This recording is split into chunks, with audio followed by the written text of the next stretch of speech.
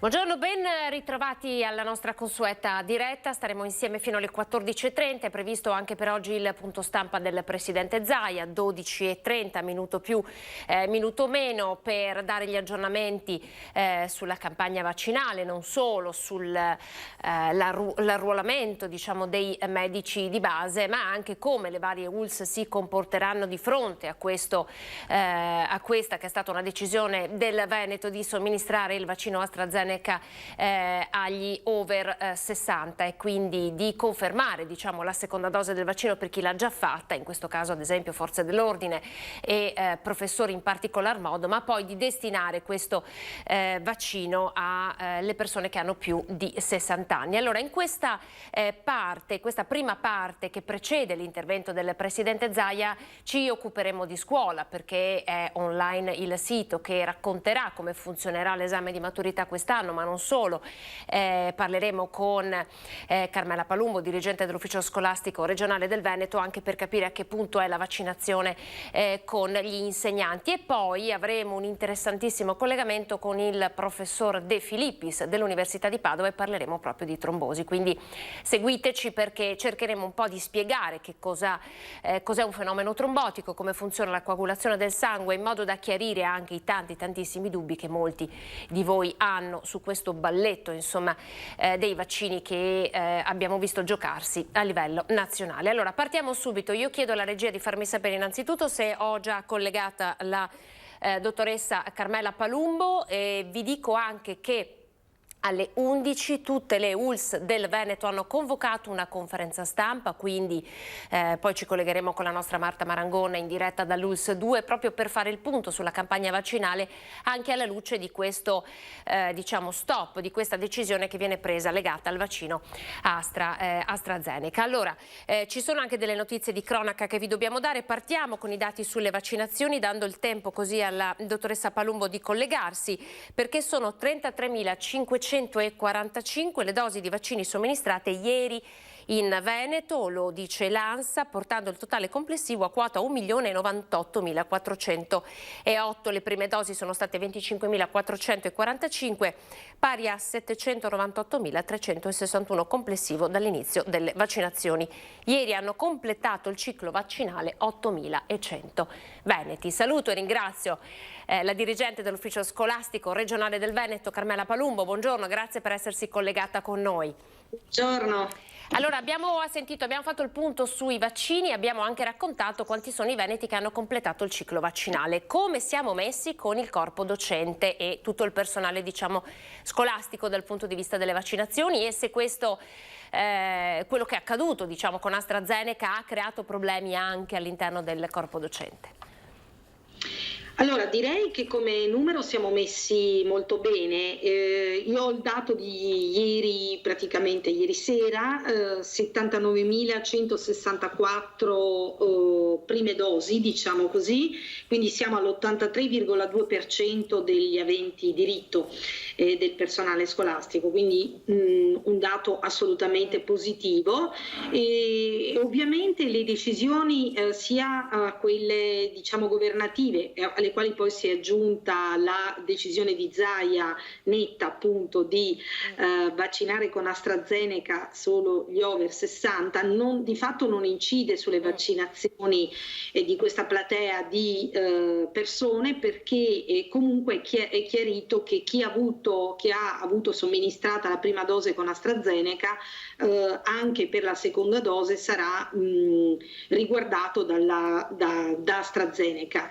E quindi diciamo che poi questa nuova disposizione sull'uso di AstraZeneca solo per gli ultra sessantenni credo che toccherà pochissimi docenti, perché hanno già quasi fatto tutti la prima dose, e sia per la classe di età che è abbastanza avanzata. Senta, ci saranno dei rallentamenti, come qualche giornale ha pubblicato in questi giorni, dei rallentamenti invece per completare, cioè andare avanti con le vaccinazioni per chi non ha ricevuto ancora la prima dose, proprio perché adesso a livello nazionale è arrivata la spinta a completare prima e a coprire prima tutte le categorie fragili, quindi gli over 80, over 70. Ci saranno dei rallentamenti in questo? Cioè ci sono dei docenti che rischiano di dover aspettare di più?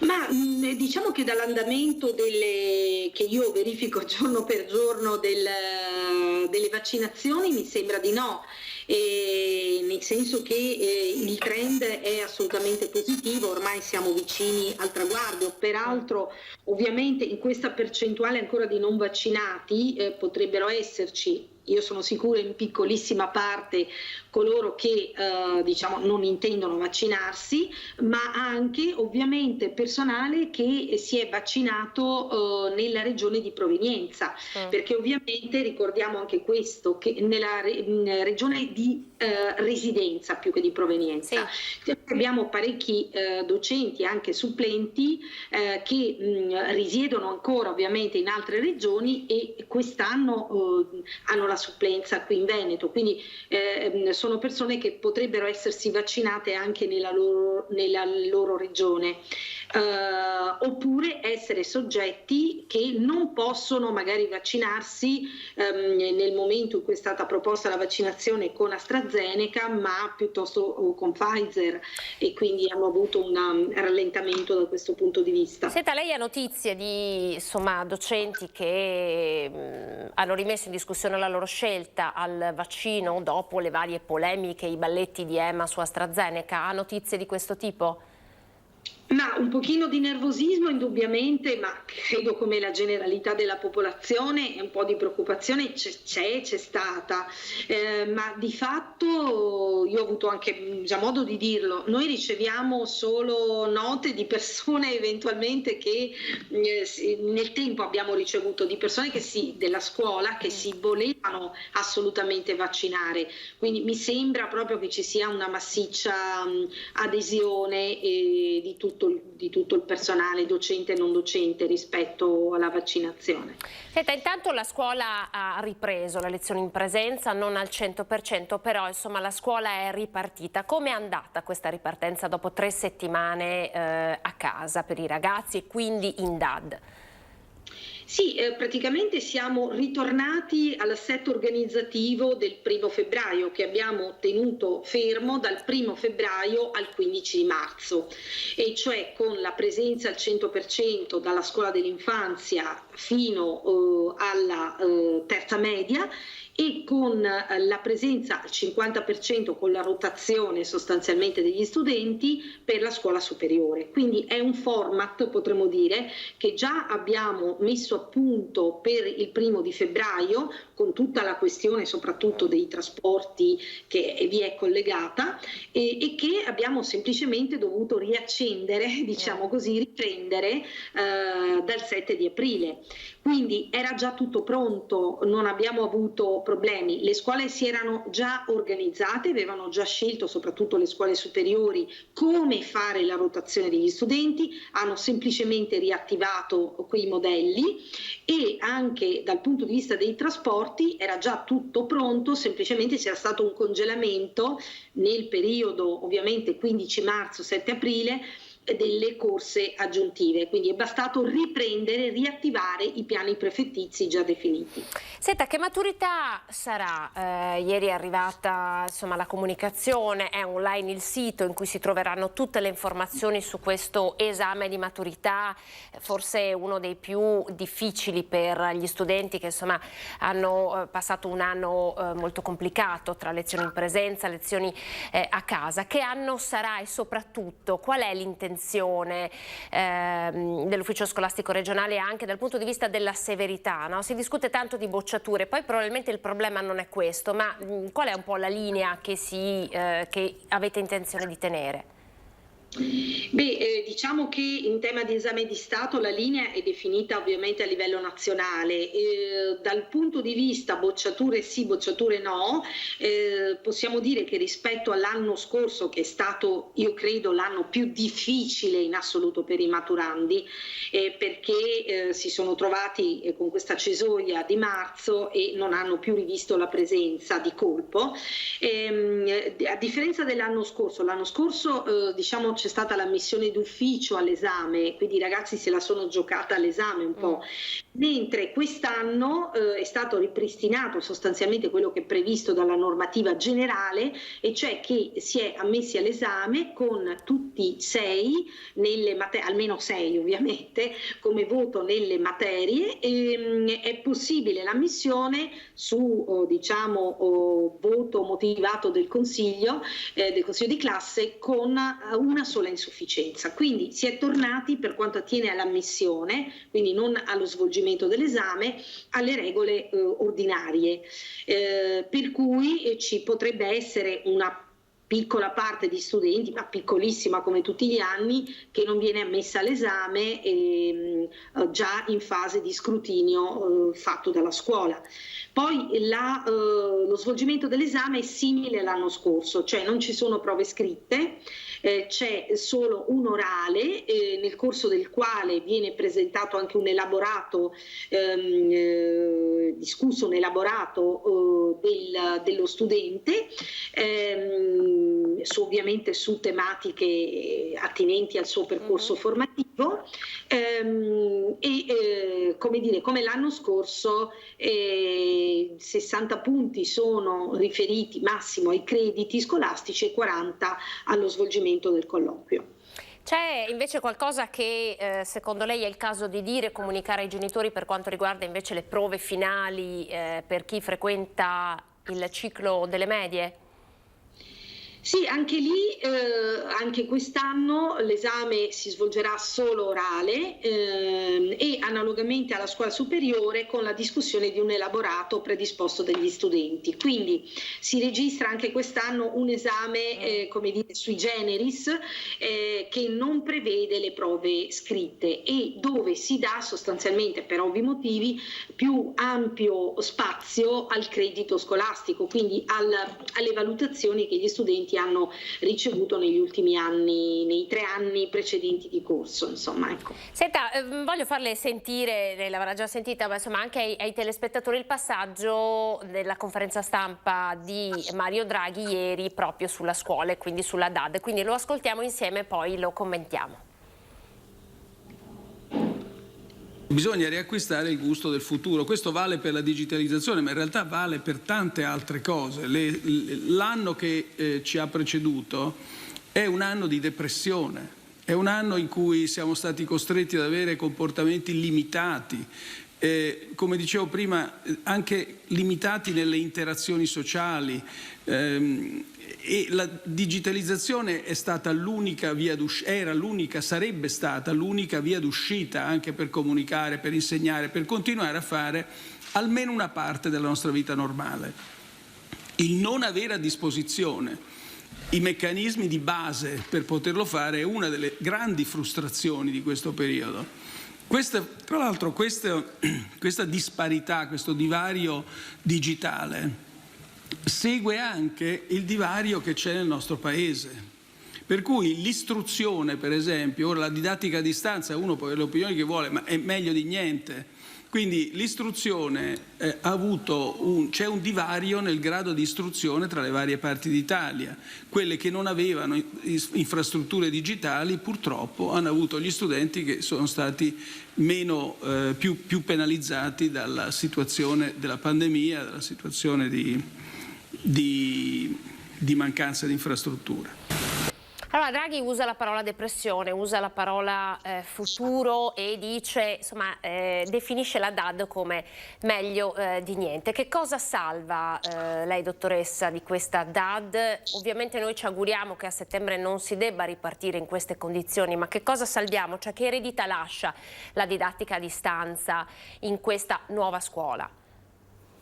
Ma sicuramente sul fronte degli insegnanti lascia parecchio, nel senso che bene o male sono stati costretti gli insegnanti proprio per mantenere il rapporto educativo e diciamo le attività didattiche a fare quel salto tecnologico, diciamo così, e quindi ad avere quella confidenza con lo strumento tecnologico rispetto alla quale le attività di formazione tradizionali, ordinarie, hanno maggiore lentezza, forse maggiore finezza, maggiore profondità sicuramente, ma maggiore lentezza. Quindi questo è un portato che ci rimarrà, cioè il salto tecnologico nell'uso di queste tecnologie da parte degli insegnanti, che sono convinta anche nei prossimi anni quindi integreranno sempre meglio la lezione in presenza con l'uso di materiali e di strumenti digitali,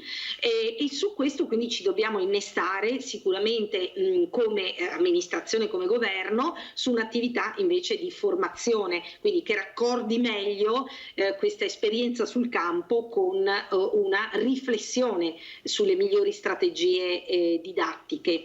Devo dire però una cosa, che questo divario di cui parlava il nostro Presidente, sì, è stato causato anche dalla diversa situazione dell'approccio al digitale, ma anche dal fatto che anche la didattica in presenza è stata molto dispari nel nostro territorio.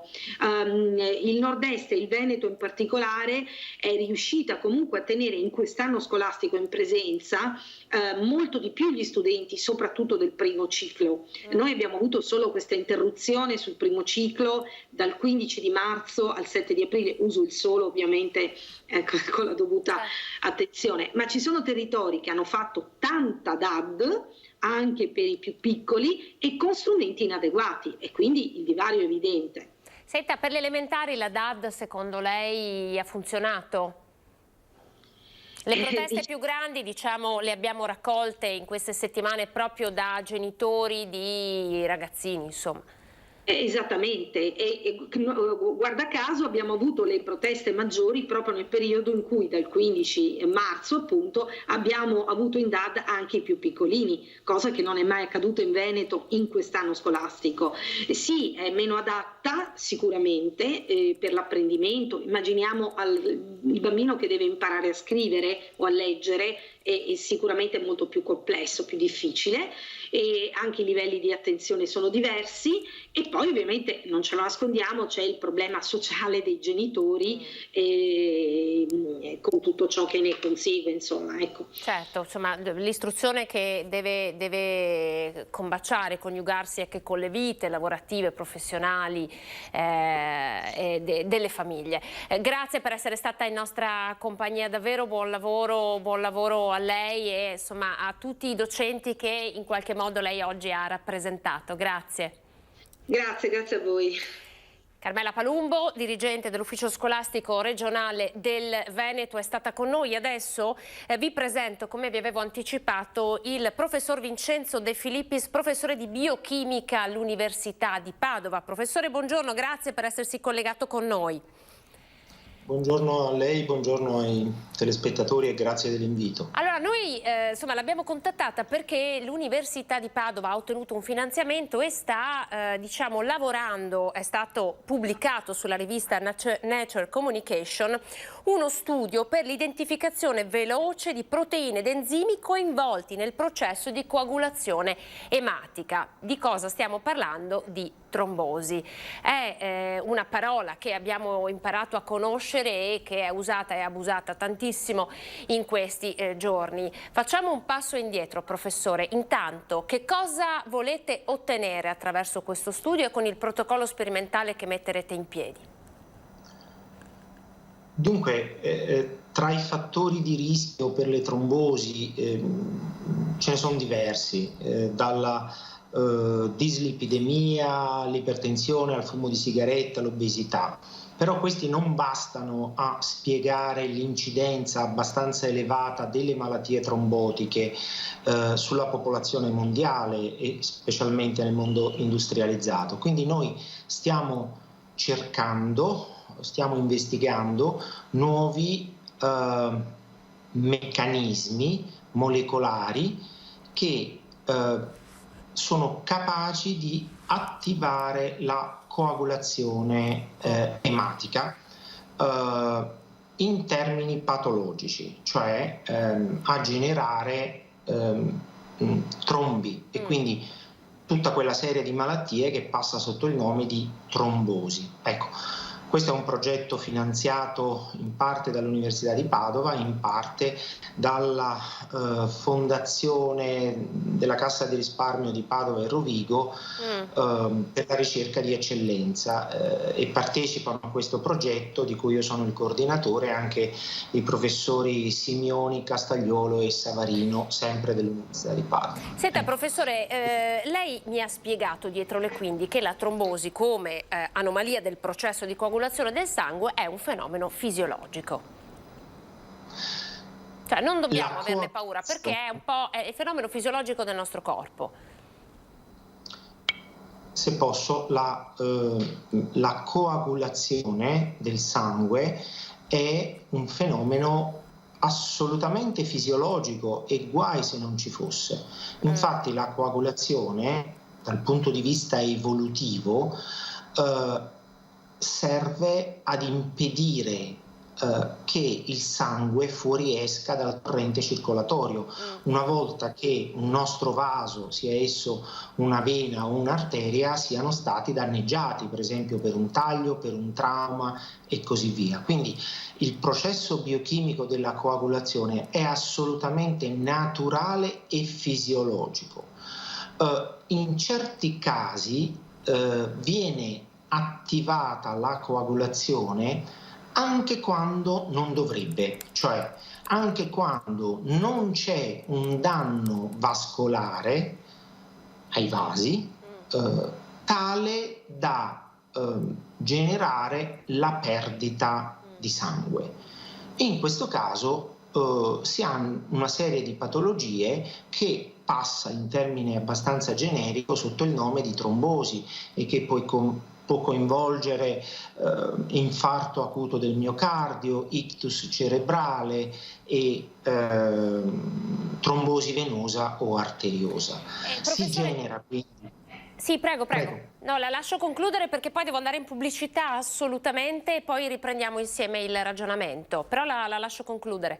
Certo. Si genera quindi un coagulo che ha la stessa funzione di un tappo, che in condizioni fisiologiche è responsabile della riparazione del danno vascolare. In condizioni patologiche questo tappo, cioè il coagulo, può andare ad ostruire il vaso e impedire che i tessuti, le cellule che sono a valle dell'ostruzione, vengano irrorate e quindi nutrite dal sangue. Quindi questi tessuti che sono a valle vanno, come si dice, in ischemia, non vengono più nutriti e rischiano di morire. Allora andiamo in pubblicità e poi torniamo subito da lei, professore, grazie.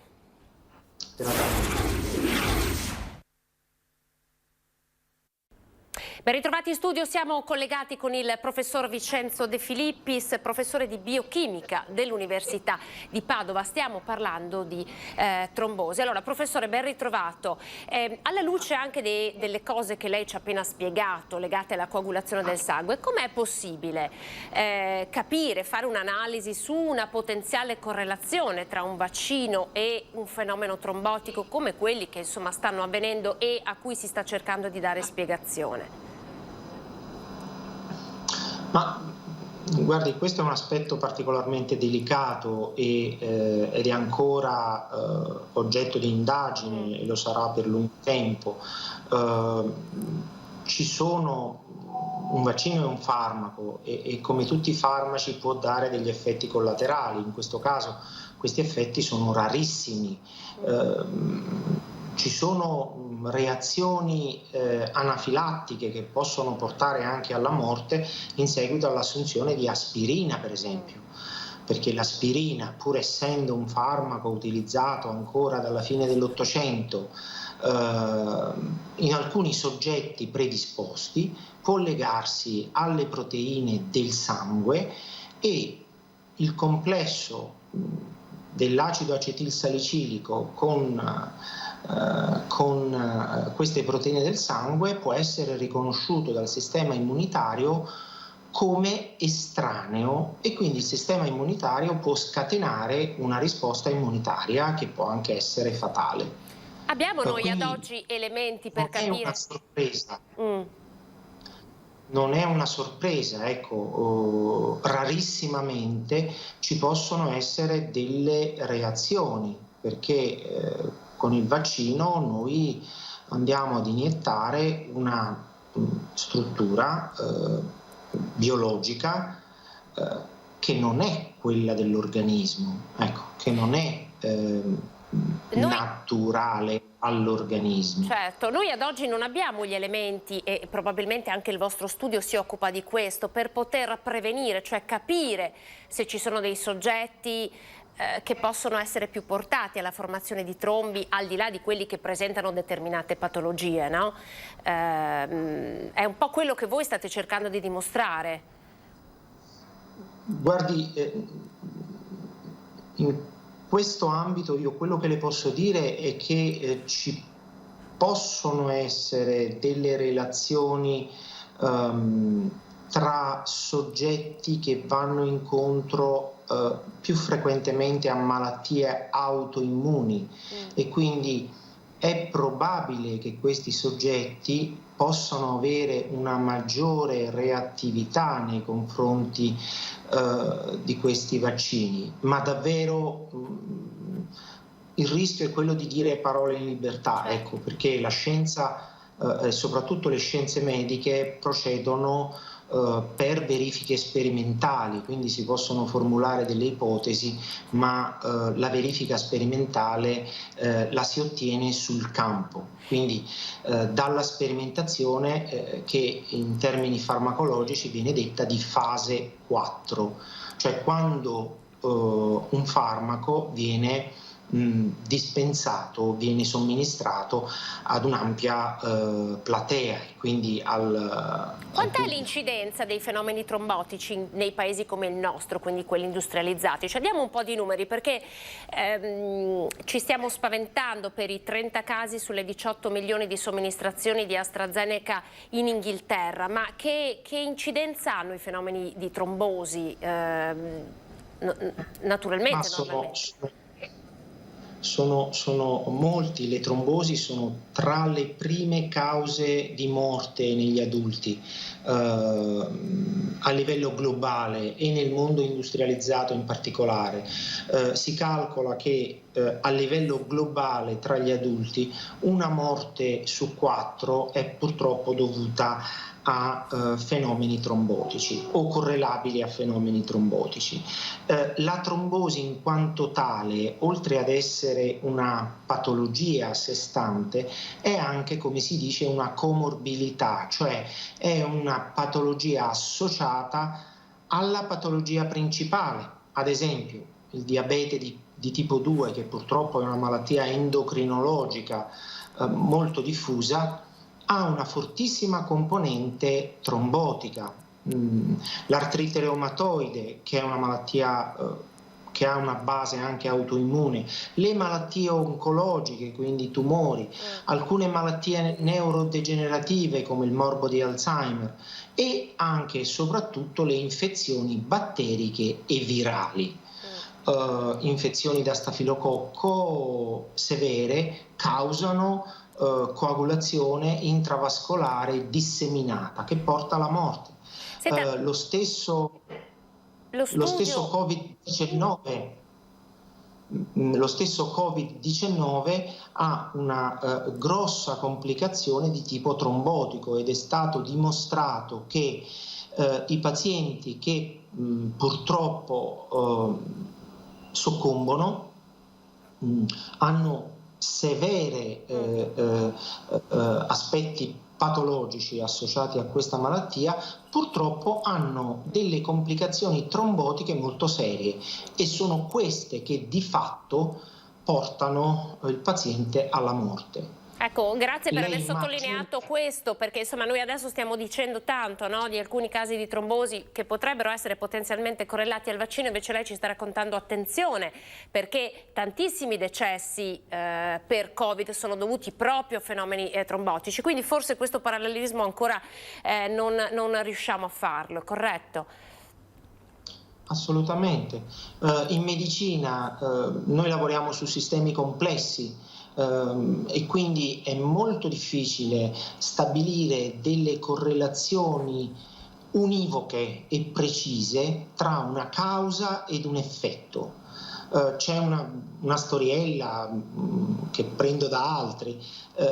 Dopo il Festival di Sanremo ci saranno stati in Italia 100-200 casi di infarto del miocardio, che è una malattia trombotica.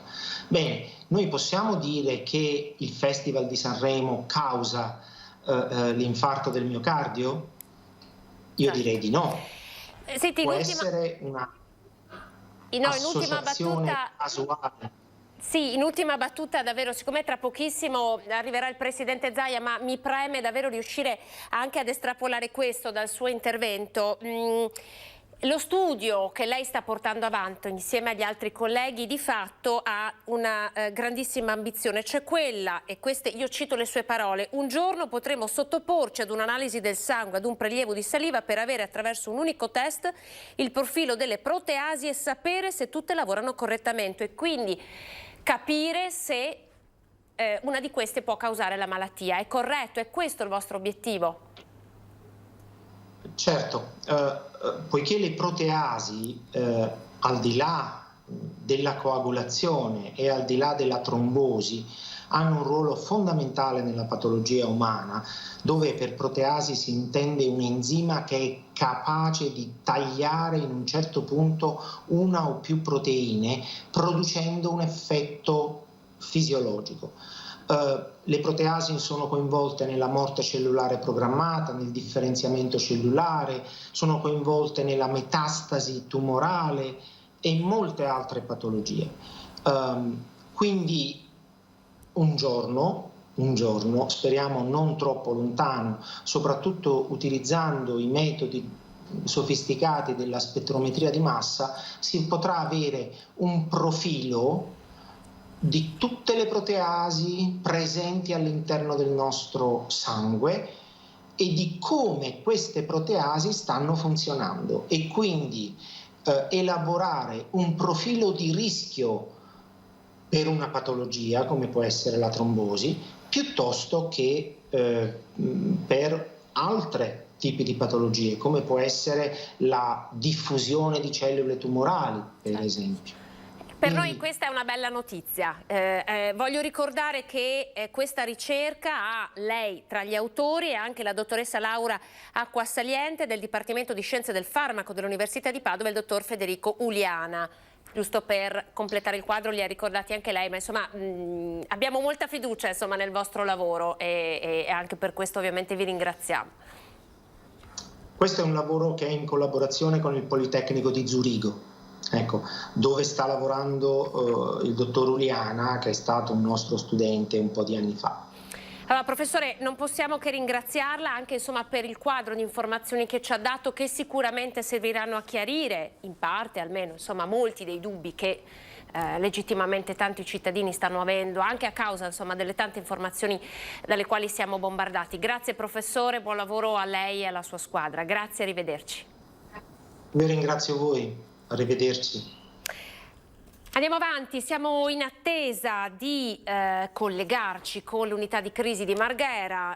Ecco, dalla regia vedo, eccola qui, questo è lo sfondo che ormai siamo abituati a conoscere da un anno a questa parte. Siamo in attesa che arrivi il Presidente Zaia. Allora io nel frattempo vi do qualche notizia di cronaca, qualche notizia utile anche per muoverci insomma, nel panorama che stiamo vivendo in questa fase. Allora è arrivata una specifica legata al decreto sostegni, quanti soldi sono stati dati al Veneto fino ad oggi. Sono 22.769 i lavoratori in Veneto ai quali l'INPS ha già erogato l'indennità una tantum e onnicomprensiva prevista tra le misure di supporto del decreto sostegni. Si tratta per ciascun soggetto di un importo di 2.400 euro, lo rende noto la direzione dell'INPS del Veneto, precisando che le somme sono già state pagate. Poi nello specifico vi racconteremo qualcosa in più. Allora chiedo alla regia di farvi vedere un'inchiesta che abbiamo raccolto raccolto ieri a Treviso legata proprio al vaccino e alle varie notizie, insomma,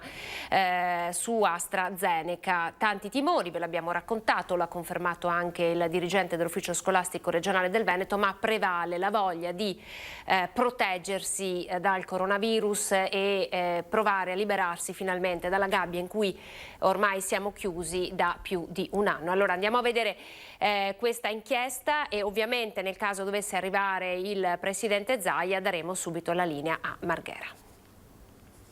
Secondo lei hanno fatto un po' di confusione? Un po', tanta confusione, non un po'. E lei adesso si fiderebbe? Beh sì, sì, perché comunque bisogna andarne fuori di sta pandemia. Un bel casino hanno fatto e la gente ha anche paura, sai, a farle adesso. Sicuramente, tanti sperano di farla per l'estate, per poter andare al mare.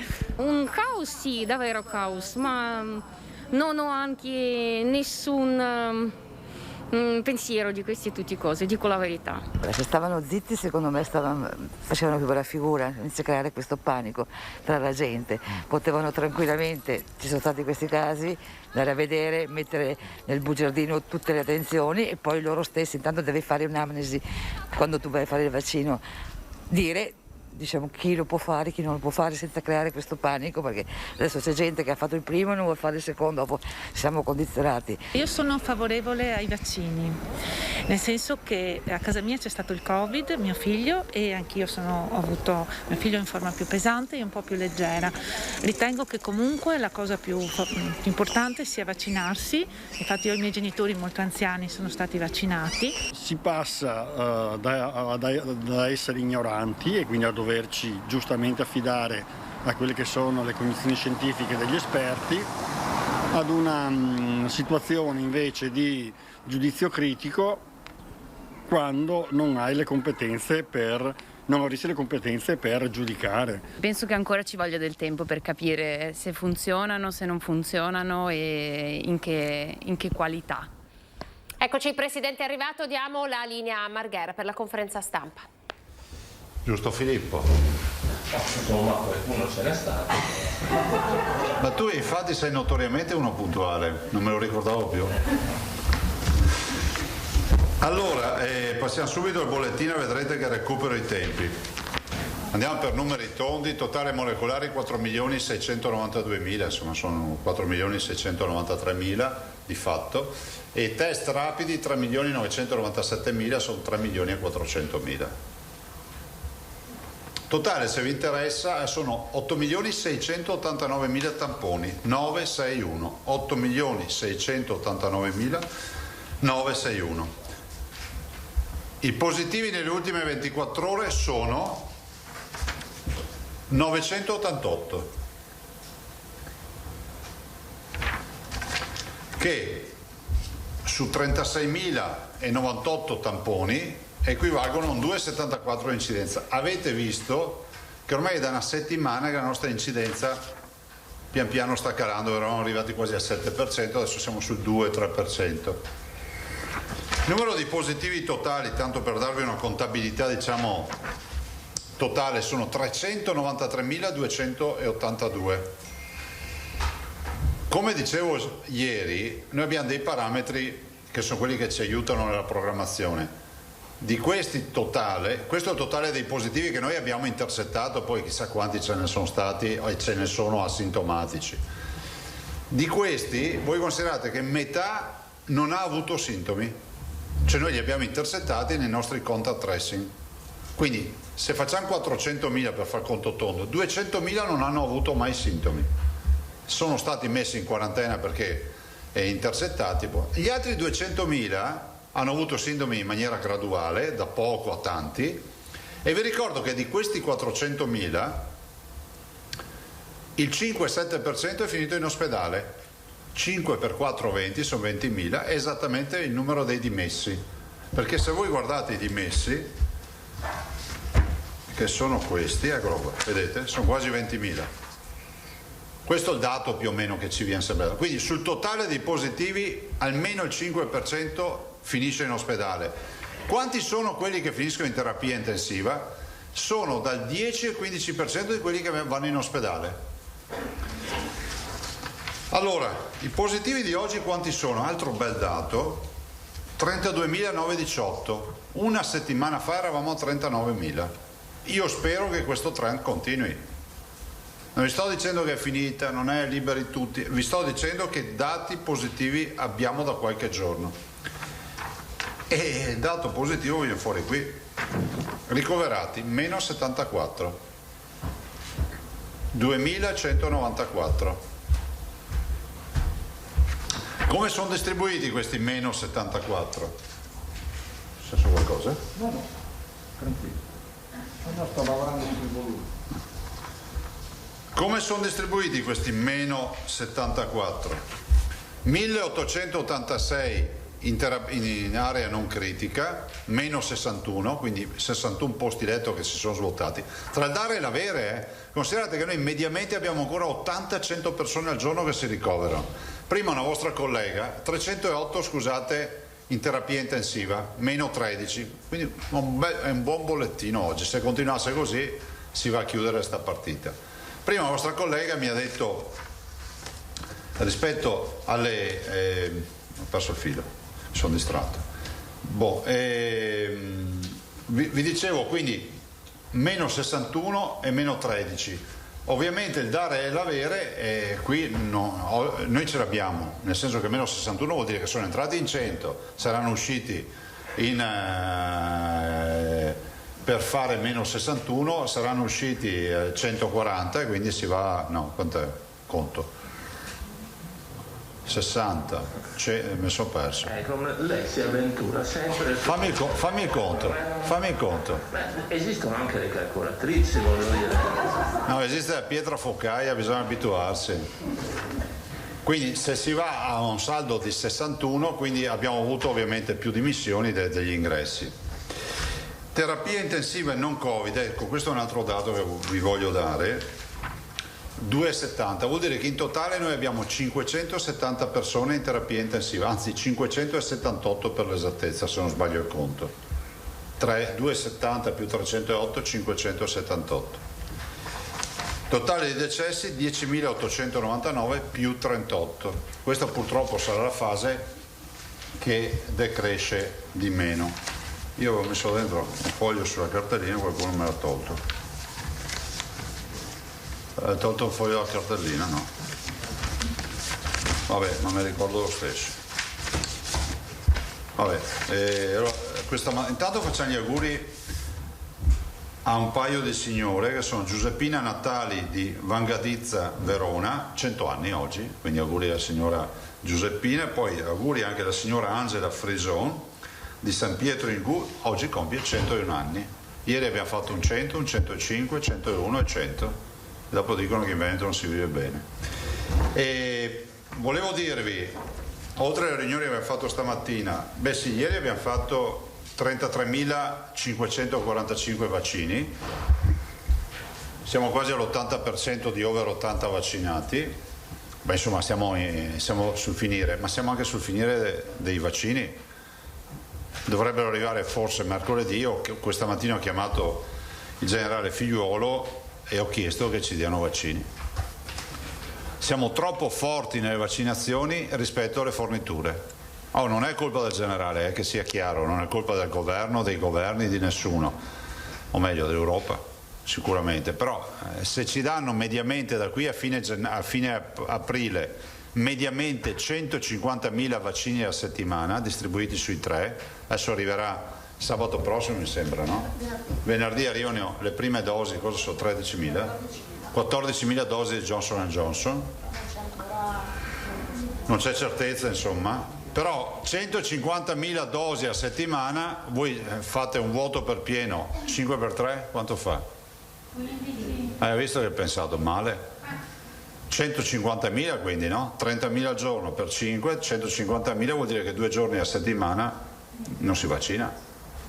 Vi ripeto che il nostro potenziale non è di 30.000, è un obiettivo di 50.000 con i nostri vaccinatori. Ci aggiungiamo altri 30.000 vaccini che si possono raggiungere con i medici di base, sono 3.000 per 10 vaccini a testa.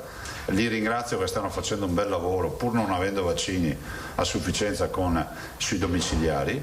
E poi 1.500 farmacie che farmacia che è di fatto come se un esercizio aperto per più ore può tranquillamente farne 20 al giorno, per dire, se si organizza, e sarebbero altri 30.000. E a questi ci aggiungiamo anche il potenziale, che ringrazio, di tutte le imprese, le primarie o secondarie e terziarie, che si sono già organizzate tutti i giorni, ci dicono avete vaccini e noi iniziamo a vaccinare. È una vaccinazione di massa, non targetizzata con le classi di età. Voi capite che noi per fare 100.000 vaccini al giorno non abbiamo problemi. Capite che 100.000 per 30 giorni fa 3 milioni, per 45 giorni fa 4 milioni e mezzo. Allora voi capite che noi riusciamo veramente in un mese e mezzo, 2 mesi a fare tutti i veneti. Se poi ci tolgo anche tutti quelli che ho già vaccinato, un mese e mezzo ci stiamo dentro. Commissario, io lo ringrazio perché si è dichiarato disponibile a verificare. Ho anche detto che noi dei vaccini abbiamo bisogno come il pane. Sentite, qua sono tutti che fanno Covid free di qua, Covid free di là, bisogna vaccinare la gente. E io non dico che tutti i veneti hanno diritto ad essere vaccinati, non c'è una zona che deve essere vaccinata prima e una zona dopo. Tutti i veneti hanno diritto ad essere vaccinati. Non abbiamo avuto grandi abbandoni sulle vaccinazioni, Guardate, io penso che i veneti ancora una volta, come si può dire, fermi sul pezzo e andiamo avanti con le vaccinazioni. Tanto è vero che vedo che rispetto ai miei colleghi, io ho anche detto in riunione, se non vogliono AstraZeneca dalle vostre parti, noi ce lo prendiamo, perché per gli over 60 è previsto dalle autorità scientifiche e penso che fra l'altro è anche certificato che è un vaccino che dà una risposta anticorpale elevata, cioè non è un vaccino che risponde male rispetto al virus.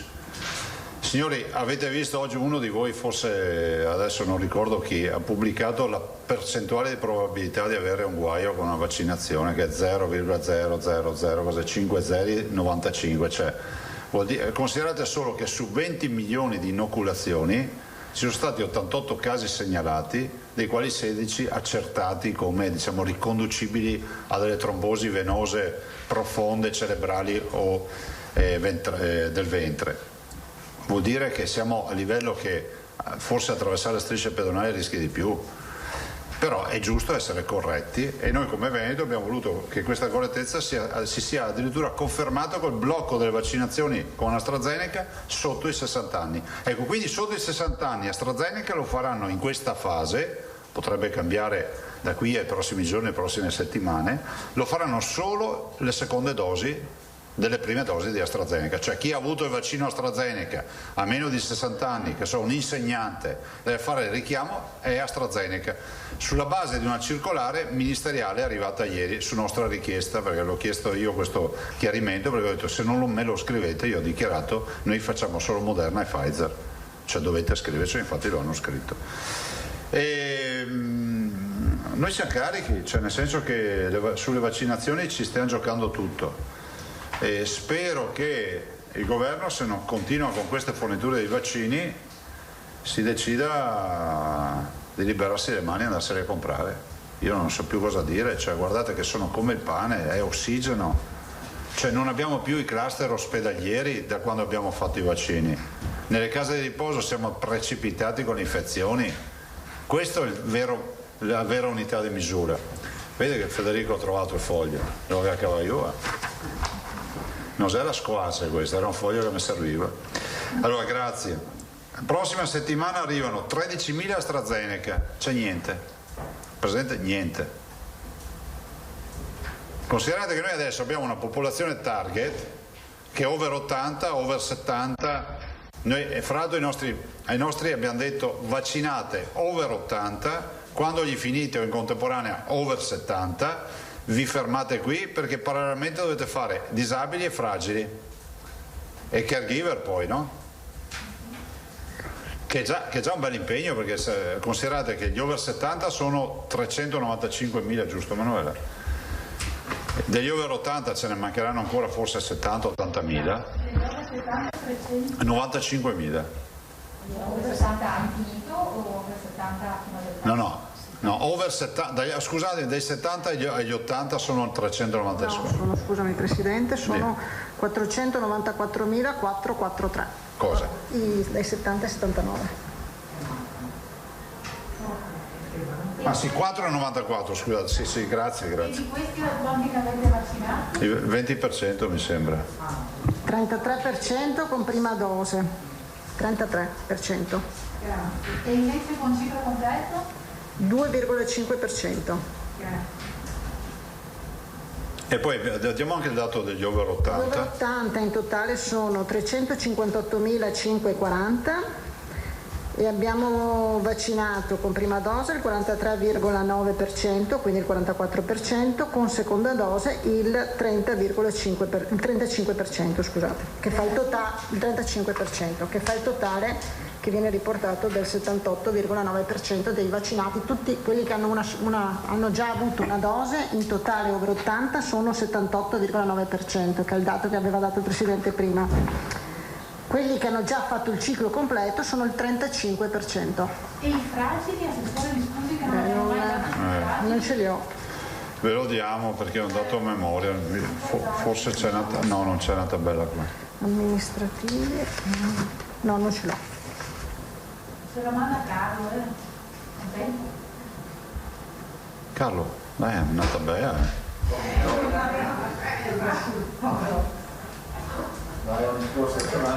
Allora, abbiamo un dato sui disabili, però se volete un dato sui disabili. Sui disabili noi abbiamo un dato cicli completi 22% e con prima dose altri 26,5%. E quanti sono, mi scusi assessore? Non ho il numero complessivo. Vi mandiamo poi dei dati, dei disaggregati. Sentite, la prossima settimana 13.000 AstraZeneca, 126.300 Pfizer e 14.000 con punto di domanda Johnson & Johnson. Moderna NP non pervenuta. Cioè, sembra che Moderna addirittura fino a fine mese non ne arrivi, non si capisce più nulla su quel fronte. Capite che è difficile, cioè queste qua sono nozze, fatevi i fighi secchi, cioè. E siamo i primi in Italia per vaccinazione, che sia chiaro, ai veneti. Cioè, nessuno sta vaccinando come stiamo vaccinando noi, come potenziale di vaccinazione. Sentite, i nostri direttori sono pronti con i drive-in, sono pronti con i drive-thru, no? Drive-in e drive-thru. Sono pronti con le aperture notturne, però stiamo a fare le esercitazioni così a livello dilettantistico, perché non abbiamo materia prima da inoculare. Finché non abbiamo vaccini, la macchina noi la stiamo portando avanti. Non dico che i motori sono al minimo perché si sta tirando, però possiamo accelerare molto di più. Fra l'altro ci stiamo approvvigionando anche di grandi strutture per vaccinazione di massa, un po' in giro per il Veneto. Sì, questo ve lo posso anche dire, non del tutto, ma insomma che ci siano spazi per vaccinare, anche perché per fortuna arriva la bella stagione, quindi un drive-in fatto bene, che si articola magari in mezzo chilometro, cioè in modo tale che ci sia spazi, capannoni grandi che siano magari climatizzati. Insomma, noi siamo pronti. Oggi con i direttori abbiamo parlato di questo e insomma si è spinto sul fatto che over 80, over 70, fragili, disabilità eccetera, caregiver. E poi gli oncologici abbiamo 2000 accompagnatori del 2005, quanti sono più o meno, caregiver, accompagnatori, assistenti degli oncologici che sono già stati segnalati per gli appuntamenti nelle diverse ULSS. Adesso con un po' di pazienza facciamo tutti. Domande ragazzi che dopo... Tosato, Pederiva, Marchiori, faccio io l'elenco. Vai pure Filippo. Allora Presidente, ieri avete avuto questa riunione con Draghi come governatore. Ma sì, non ho neanche parlato. Draghi ha avuto toni, ancora una volta, molto severi nei confronti di coloro che, per così dire, hanno saltato la fila, cioè si sono fatti vaccinare pur non avendo titolo per essere vaccinati. Ora, questo è stato consentito da provvedimenti del governo. Tuttavia, vi sono situazioni che si potrebbe definire delle zone grigie. Faccio un esempio. Nel Veneto, ad esempio, il personale comunale di Padova è stato vaccinato. si legge che si sono fatti vaccinare amministratori, ad esempio, cose di questi giorni, nei comuni del Cavallino e di Jesolo. Sembra che non tutti gli amministratori abbiano seguito il suo esempio, e quello dell'assessore Lanzarin e quello degli altri assessori che hanno deciso... Non siamo vaccinati. Non siete vaccinati. Insomma, le è venuto il sospetto che qualcuno in Veneto abbia approfittato delle maglie un po' larghe per ottenere quello che non avrebbe dovuto ottenere in tempi così rapidi. Sa perché glielo chiedo?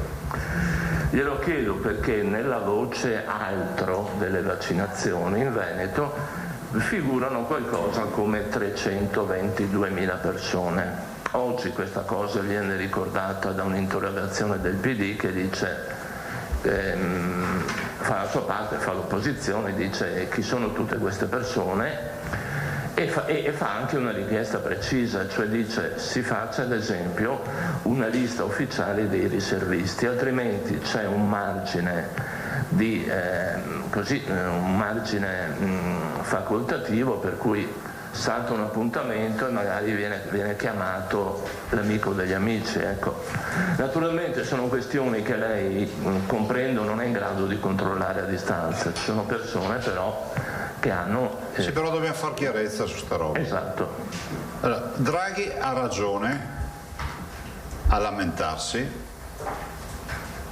però deve, come si può dire, mi permetto di dire, deve essere chiaro.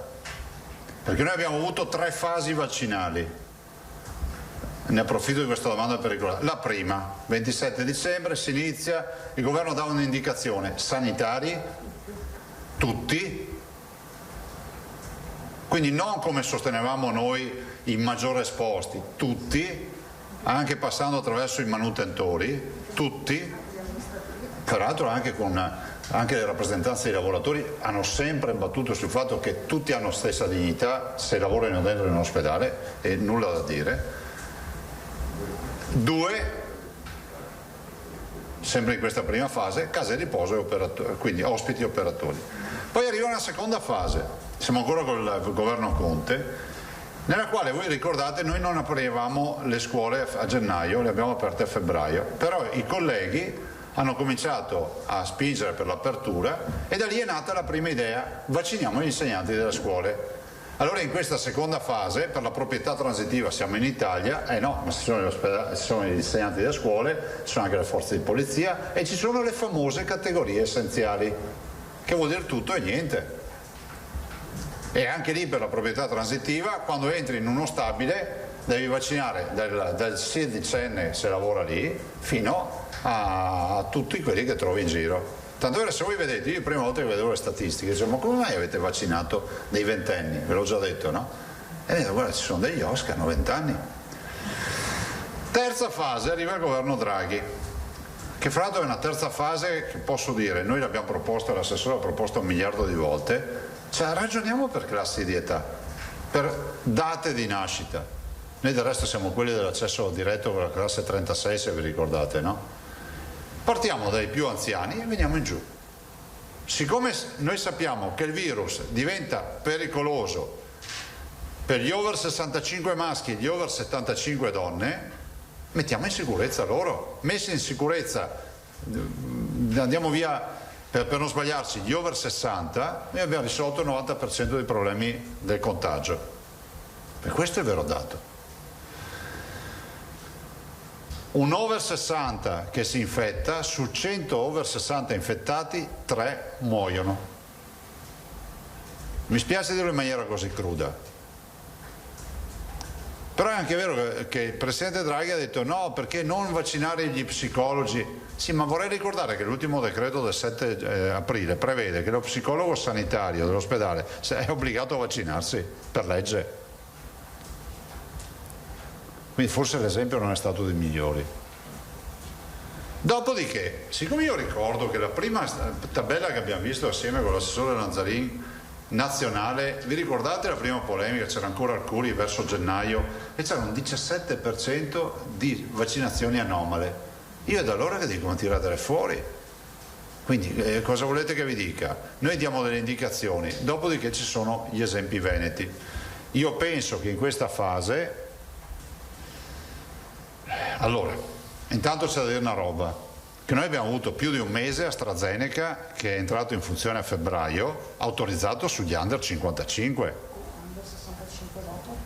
Dopo è stato autorizzato per gli under 65, cioè quindi è inutile che vieni qua a dirmi c'è un pullman di 50enni vaccinato. Sì, si poteva vaccinare solo quelli con AstraZeneca, tant'è vero che lì ad un certo momento sicuramente hanno ampliato pur di fare vaccini, ma vi ricordo che allora non si potevano vaccinare coloro che avevano più di 55 anni, ma non è rimasta in piedi un giorno sta roba, è rimasta in piedi settimane.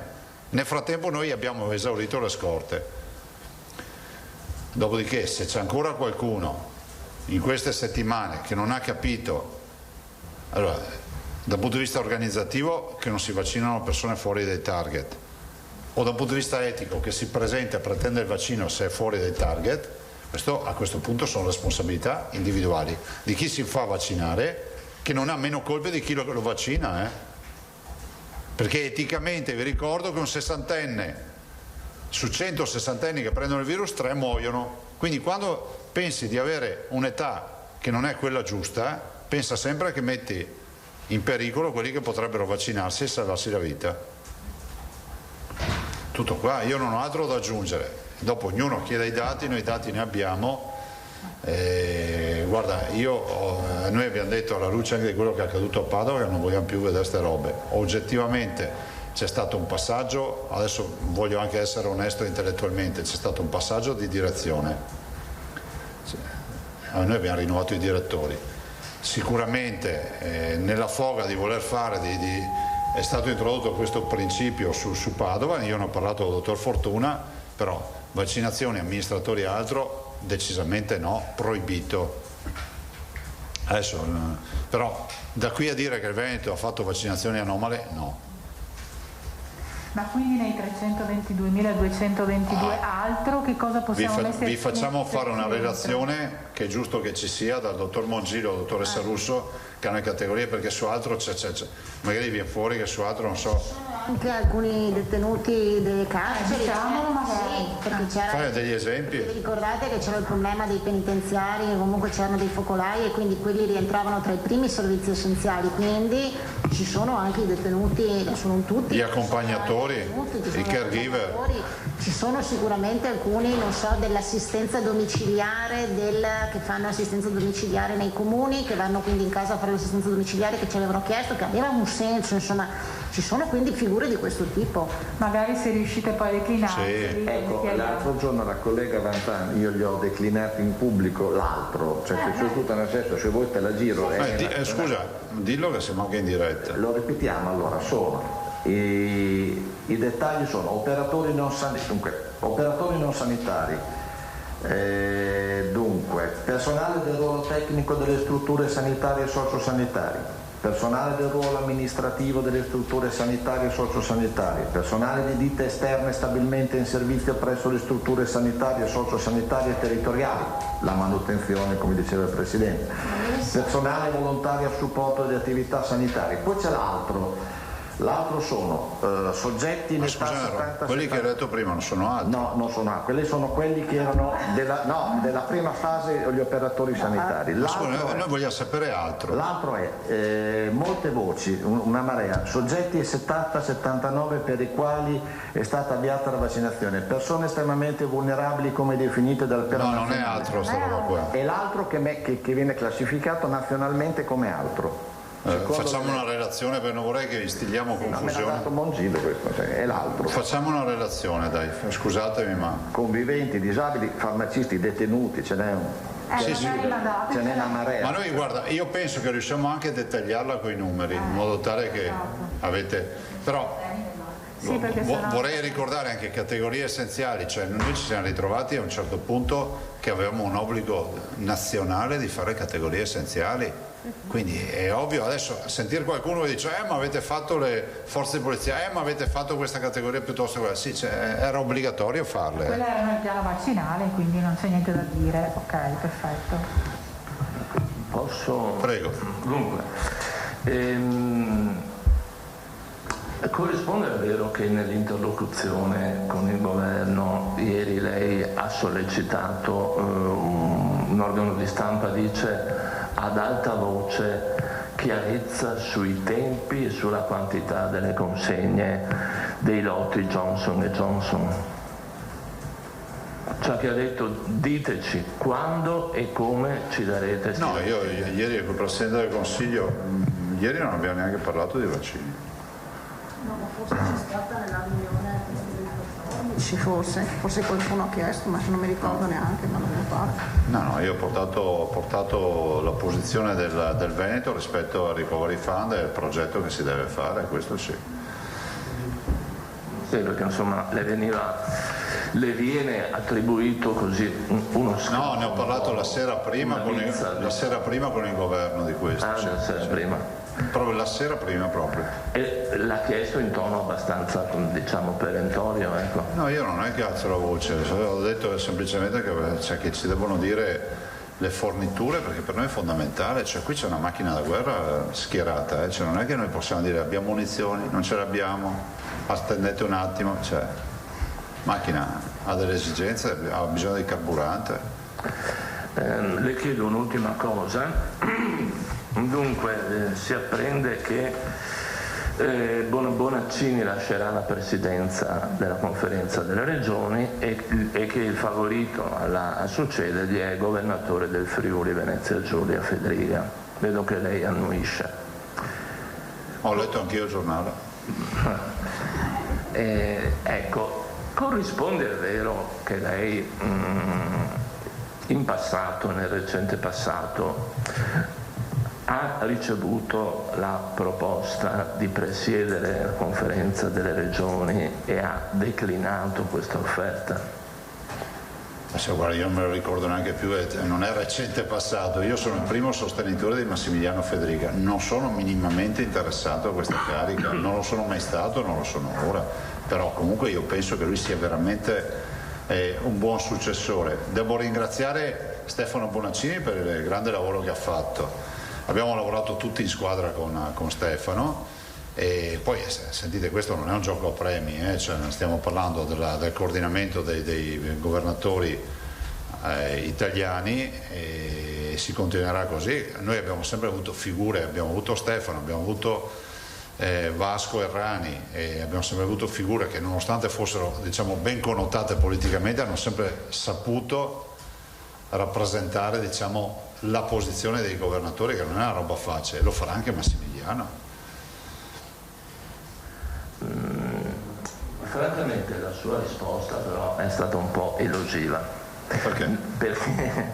Cioè, ma neanche poteva fare la spesa tra la lista della roba che si è scritta. No, perché risulterebbe invece che lei abbia avuto una proposta precisa in questo senso da parte di Salvini e che gli abbia detto grazie, ma io preferisco stare in Veneto. Ma guardate, io ve l'ho detto, non ricordo, cioè stiamo parlando di secoli fa, nel senso che a me non è mai interessato, per cui non rientro neanche nella categoria lesa maestà, perché cioè, direi io, ma se qualcuno me l'avesse chiesto anche una settimana fa, un mese fa, avrei detto scusate ancora. Vede che l'assessore Lanzarini sta ridendo sotto i baffi. Non hai i baffi? No, guardate, no, assolutamente. Nel senso che non sono mai stato interessato, no. Poi la nostra è una regione, sentite, la nostra è una regione complicata, ci vuole tempo e ci sarebbe tutto il tempo che portiamo via, sono 5 milioni di abitanti, c'è una roba. Poi io lo vedo così, qua ci vuole tempo pieno su sta ragione, cioè non abbiamo tempo, noi siamo qui da 14 mesi come voi. Angela, prego, se no non finisce più, tosato. Grazie Presidente, buongiorno. Ho 3 domande, vado veloce. La prima, ha citato grandi strutture di vaccinazione, le state cercando, volevo chiederle se ha già un'idea di quante potrebbero essere e di che tipo, per esempio, potreste riesumare l'ospedale del Qatar? No. Quel tipo di struttura? No, aspetto sempre i qatarini che si facciano vivi io. No, nel senso che, a parte il fatto che a noi non è costato, cioè a Cavaldonato non si guarda in bocca, adesso vedremo di capire cosa farne. Però ecco, vorrei dire, un esempio è la Pagnosin, tanto per dire, l'ex Pagnosin, quindi Zanardo, cioè strutture come quelle. Adesso non è che abbiamo un piano delle strutture, i nostri direttori stanno cercando sempre di più di creare questi satelliti importanti nei territori, andando sempre più vicino a casa ai cittadini. Poi sapete, adesso con le prenotazioni a portale, con le farmacie eccetera, si creerà un network pauroso. Però noi siamo pronti anche con grandi strutture, insomma, avete visto le fiere come funzionano, fra l'altro. Comunque non penso strutture per intenderci, siti industriali dismessi per esempio. No, in realtà, ecco, quindi ringrazio ad esempio gli imprenditori che ci propongono anche gratuitamente disponibilità, magari di capannoni vuoti che hanno. Ben venga, valutiamo tutto. Ok, poi il tema delle riaperture, Presidente. Allora, abbiamo capito che non c'è una data dal governo in questo senso. Avete però concordato almeno le modalità di metodo con cui arrivare a aperture graduali? No. Per esempio, oggi l'immunologa Antonella Viola propone di cominciare dai luoghi all'aperto, cioè i ristoranti per esempio con i dehors, piuttosto che le palestre con le attività nel giardino o comunque fuori. Potrebbe essere un'indicazione, ne avete parlato? Scusa, questa è l'ABC, cioè è ovvio che se dobbiamo andare gradualmente, partiremo dai pelateatici all'aperto e da queste strutture, però non abbiamo parlato. Ma non è detto, nel senso che finora si è andati nelle varie riaperture, voglia anche per la stagione climatica che non sì, ma era confacente. se ne è parlato in più occasioni di questa storia di partire dall'apertura dei ristoranti all'aperto, non è una novità. Però adesso non ne state parlando nel metodo? No, non se ne è mai parlato fino ad ora nelle riunioni. Quindi la scadenza temporale che vi state dando man mano cos'è? 20 aprile come si è detto a un certo punto? Sicuramente, sì, comunque ci sarà necessità di fare un tagliando rispetto anche ai dati sanitari, epidemiologici che ci sono, no? Io penso che noi dovremmo prendere atto che il giro di boa ci sarà in aprile. Ci sarà necessariamente perché poi scade il decreto. 30 aprile zone arancioni, zone rosse vanno a scemare e quindi spariscono. 30 aprile vuol dire che noi abbiamo un contesto sanitario un po' diverso, no? Cioè, se ci pensate, abbiamo le vaccinazioni. 30 aprile dovremo prendere atto che non possiamo più continuare a restrizioni e dovremo pensare invece a un lavoro di convivenza con il virus che parte dal cittadino.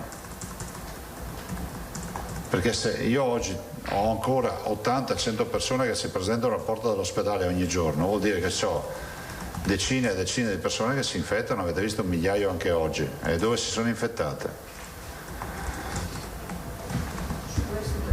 Prego.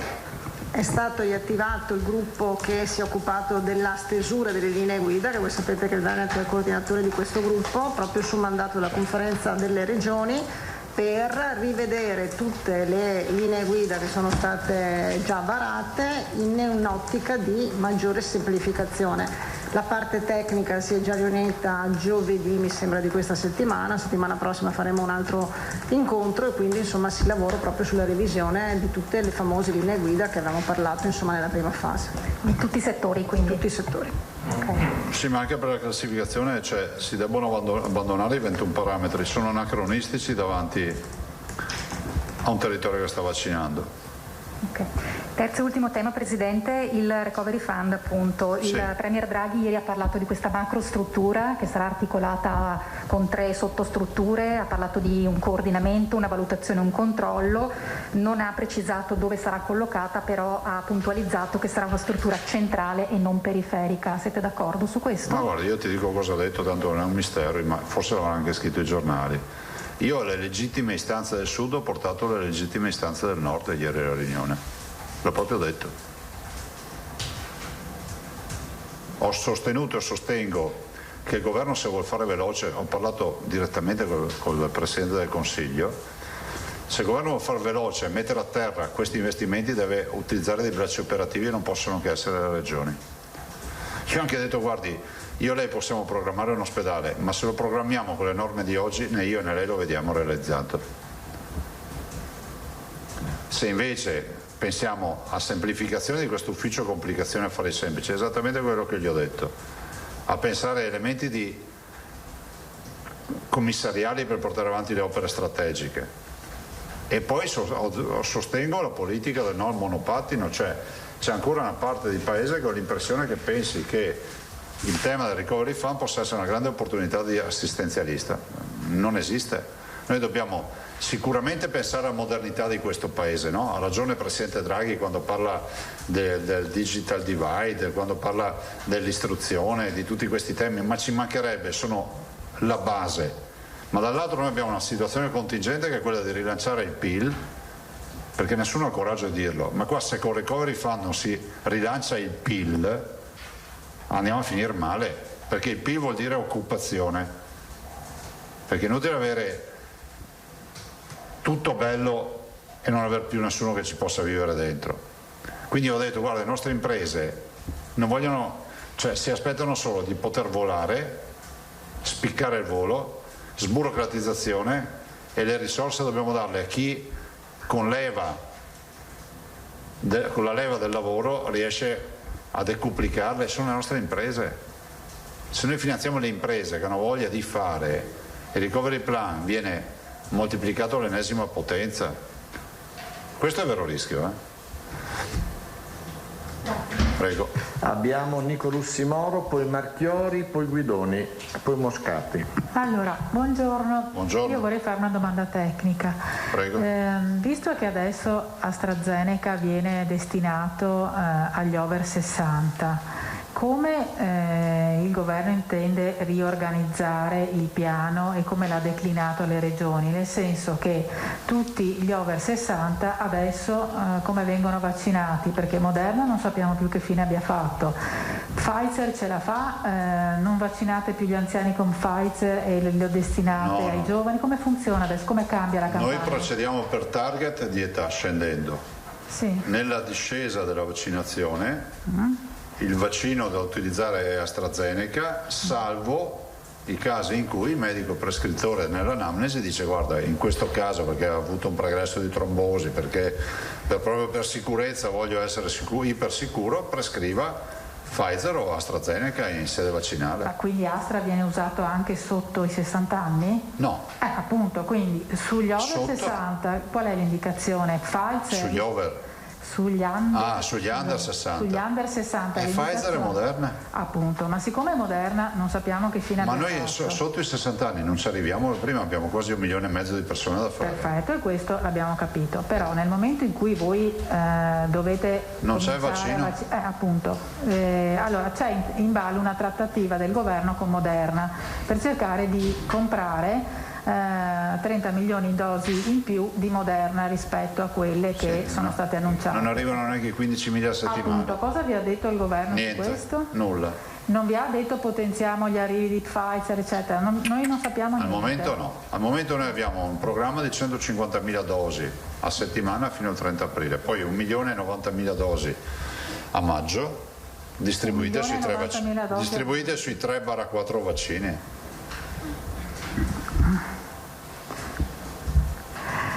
Per Johnson & Johnson EMA ha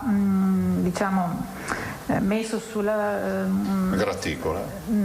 ha messo sull'attenti, diciamo così, ha dato un'avvertenza anche su Johnson & Johnson, mettiamola così, cerchiamo di essere un po' rassicuranti, ecco, per la gente. No, ma io sono rassicurante. Deve iniziare a arrivare a Johnson & Johnson, però quel che è giusto, EMA ha detto anche Johnson & Johnson potrebbe avere dei problemi di trombosi, quindi le indicazioni di Johnson & Johnson sono per quali fasce di età?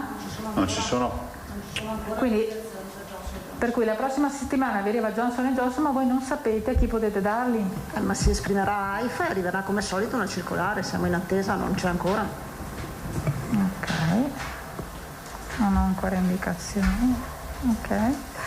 E l'ultima cosa, mi dicevano l'esercito che loro sono già pronti a convertire i loro centri tamponi in centri vaccinali, non solo Padova ma sono diversi, sono 16 in tutto il Veneto. Volevo capire, ci sono dei tempi? No, il problema non sono i tempi, il problema è che non ci sono vaccini. Cioè l'esercito noi li ringraziamo, però noi vaccini non ne abbiamo. Nel senso che potremmo dargliene pochi, anche perché l'agenda vaccinale la gestiamo noi, non è che l'esercito vaccina per i cavoli suoi. Ringraziamo per la collaborazione, però ad oggi mancano anche a noi i vaccini. Le 16 famose squadre che c'erano a fare tamponi e che sono state trasformate in 8 squadre, perché comunque inseriscono, quindi mi sembra, un infermiere in più, un assistente eccetera, saranno suddivise e sono già state date indicazioni all'interno dei nostri punti di vaccinazione, insomma uno per USL. Quindi non vengono usati i centri militari allora? Solo quello di Padova, che è un'altra cosa. Le 8 squadre che arrivano dalle 16 squadre che facevano tamponi invece andranno divise, queste 8 squadre, nelle altre 8 USL, che non Padova, che avrà questo centro militare, nell'ex ospedale militare. Le altre verranno divise nelle 8 USL che rimangono nei vari centri, quindi come prima erano dentro i punti dove venivano fatti i tamponi, saranno in un punto dell'azienda dove si fa vaccini. Perfetto, grazie. Prego. Ilaria Marchiori. Sì, buongiorno Presidente. Buongiorno. Allora, una domanda, c'è un po' di confusione perché lei giustamente continua a dire non ci sono vaccini, altrimenti noi procederemo, andremo avanti come una macchina da guerra. Eppure ieri il governatore Draghi ha detto i vaccini ci sono, addirittura ha detto le dosi di aprile sono sufficienti a vaccinare tutta la popolazione che ha più di 80 anni e gran parte degli over 75. Questo mentre diceva che riapriranno prima le regioni che vaccinano gli anziani. Quindi c'è confusione, perché se da Roma dicono che i vaccini ci sono e poi noi vediamo che non ci sono, tanto da chiudere addirittura l'ago più grande del Veneto, che è il Palexpo, dopo 2 giorni di inaugurazione, è ovvio che ci si pone una domanda. No, ma io dove sono? Se Draghi dice che ci sono. Intanto con il Veneto sono stati rispettati i tempi di le forniture programmate. Però vi faccio l'esempio di aprile: se mettiamo 150 dosi a settimana sono 600.000 dosi, 150.000 per 4 a settimana sono 600.000 dosi. Le dividiamo per 2 perché sono tutti i vaccini con richiamo, 300.000. Se gli solo dai 70 ai 79 abbiamo quasi 500.000 persone, cioè vuol dire che noi con la fornitura di aprile non riusciamo neanche a vaccinare poco più della metà in via teorica dei 10 anni di nascita dei 70 e 79. Sì. E poi abbiamo tutti i richiami, perché noi adesso abbiamo i richiami che entrano in pista. Adesso sono stati spostati a 42 giorni i richiami, dovrebbe arrivare la circolare per dare un po' anche di fiato, me l'ha detto stamattina il generale Figliolo, però dovrebbe arrivare. Sì, sì, i 21 diventano 42 per capirci, 21 giorni diventano 42. Però guardate, non è ancora una controposizione, un dato di fatto non ce li abbiamo, insomma.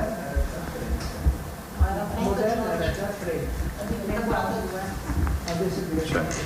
Altre domande, ragazzi? Sì, no, solo un'altra domanda. Questa riguarda ancora il tema delle RSA. Ci hanno segnalato vari telespettatori, sono vari utenti, ad esempio questa signora che ha la mamma nell'RSA Sartor di Castelfranco Veneto, dicono che è da un anno che loro non riescono a vedere i propri cari e che la direzione ha detto che sta attendendo ordinanze regionali, in tal senso che però non arrivano, eppure sono già tutti vaccinati da oltre un mese, quindi chiedono una risposta, chiedono come ci si può comportare in tal senso. Allora, la questione la stiamo affrontando cercando di effettivamente dare delle indicazioni precise per aprire, visto che c'è comunque la maggior parte di ospiti operatori sono vaccinati. C'è una questione che però so che la dottoressa Russo deve aver scritto anche al Ministero, perché ci sono ancora le circolari ministeriali che di fatto non sono mai state revocate, che impongono invece chiusura totale, impongono l'isolamento, impongono i 10 giorni, cioè impongono tutta una serie di cose che oggi con le strutture, con le persone vaccinate possiamo superare. Allora le strutture che voi sapete hanno visite dei NAS un giorno sì, un giorno no, sono molto preoccupate, quindi vogliono chiarezza anche rispetto a le circolari nazionali che di fatto non sono mai state revocate e che hanno ancora, perché sono ancora le circolari della prima ondata, per capirci. Quindi stiamo cercando di anche noi far da tramite col Ministero per capire, dateci anche indicazioni e poi noi di conseguenza emaniamo le nostre indicazioni, però per esserci una correttezza anche nei provvedimenti. Certo, grazie. Assessore, scusi, mi riallaccio un attimo velocemente con un'altra domanda. I tossicodipendenti all'interno di comunità di recupero. Ok, perfetto. Noi abbiamo vaccinato nella prima fase, vi ricordate, l'avevamo detto qui, sia le strutture disabili, semiresidenziali e residenziali, sia di dipendenza e salute mentale. Grazie mille. Guidoni, Radio Wellness, Moscati e Giacomuzzo. Riusciamo a far veloci, ragazzi. Sì, buongiorno Presidente. Le sottopongo un caso che ci ha segnalato una nostra ascoltatrice che ha la mamma che appartiene alla classe di età tra 70 e 75 anni, 70-75, che vorrebbe vaccinarsi ma fino adesso non è riuscita a farlo. Ha detto che ha chiamato il suo medico di base chiedendogli se si poteva vaccinare. Il medico di base le ha risposto che lui non li faceva i vaccini. Allora ha provato a fare la prenotazione online e il sistema le ha detto che non rientrava nella classe alla quale è consentita la prenotazione online. Cosa deve fare? Deve pazientare. Che tempi realisticamente? Un mese. Un mese? Più o meno. E un'ultima cosa, alla luce anche di questi ultimi arrivi di cui ci ha parlato, 13.000 AstraZeneca, 126.000 Pfizer, 14.000 Johnson & Johnson, questi sono i dati, quando pensate realisticamente di completare la vaccinazione degli over 80, di tutti gli over 80? Beh, a aprile è chiusa la vaccinazione degli over 80, la verità è che poi abbiamo tutte altre categorie tipo i fragili, super fragili, disabili, insomma c'è molto lavoro da fare, avremo almeno 1,5 milioni di persone da vaccinare, mettendoci dentro anche gli over 70 rimasti. Grazie. Prego. E Moscati, Giacomuzzo, Pittarello. Sì, buongiorno Presidente. Io prima volevo dire quello che ricordare che gli altri, nella categoria gli altri, c'erano tutti gli accompagnatori ma anche le mogli eccetera di quelle chiamate che avevamo fatto degli 85enni, 86 anni, per cui effettivamente si parla di un 50%, cioè gli accompagnatori. Doppio. Esatto. Gli over 65 accompagnatori. Over 65, per cui parliamo di numeri anche abbastanza grossi in quella categoria.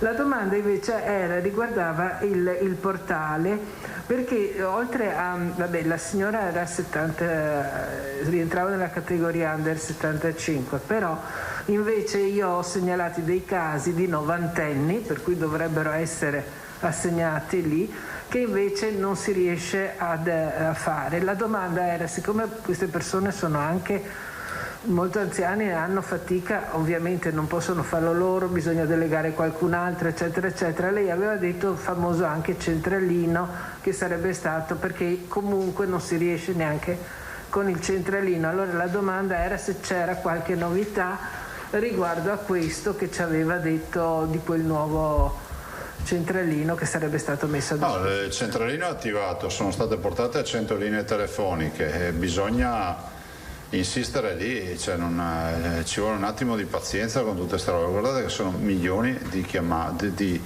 flussi di dati, di informazioni, cioè, dopodiché se uno è nella categoria vaccinale trova chiusa la prenotazione vuol dire che qualcun altro ha prenotato, e cioè quelli sono i vaccini che abbiamo. Cioè, adesso stiamo tentando anche di forzare il sistema ancora di più per poter avere il minimo di prenotazione nel tempo, però sempre con il rischio che poi si disdica tutto. Allora è attendere, insomma, ecco, questo è il... Sì, ma attendere, vorrei ricordare, io mi preoccuperei se uno mi dice attendi e dopo vedi il bollettino dei vaccini e questo non vaccina niente, ma noi facciamo 35.000 vaccini al giorno, cioè vuol dire che comunque c'è anche qualcuno che non attende e ha 90 anni e riusciamo a fare, e siccome l'obiettivo dei canoni direttori è chiudere gli over 80, alla fine andranno a grattare nel fondo del barile finché troveranno tutto quello che c'è da trovare. Benissimo, grazie. Giacomuzzo.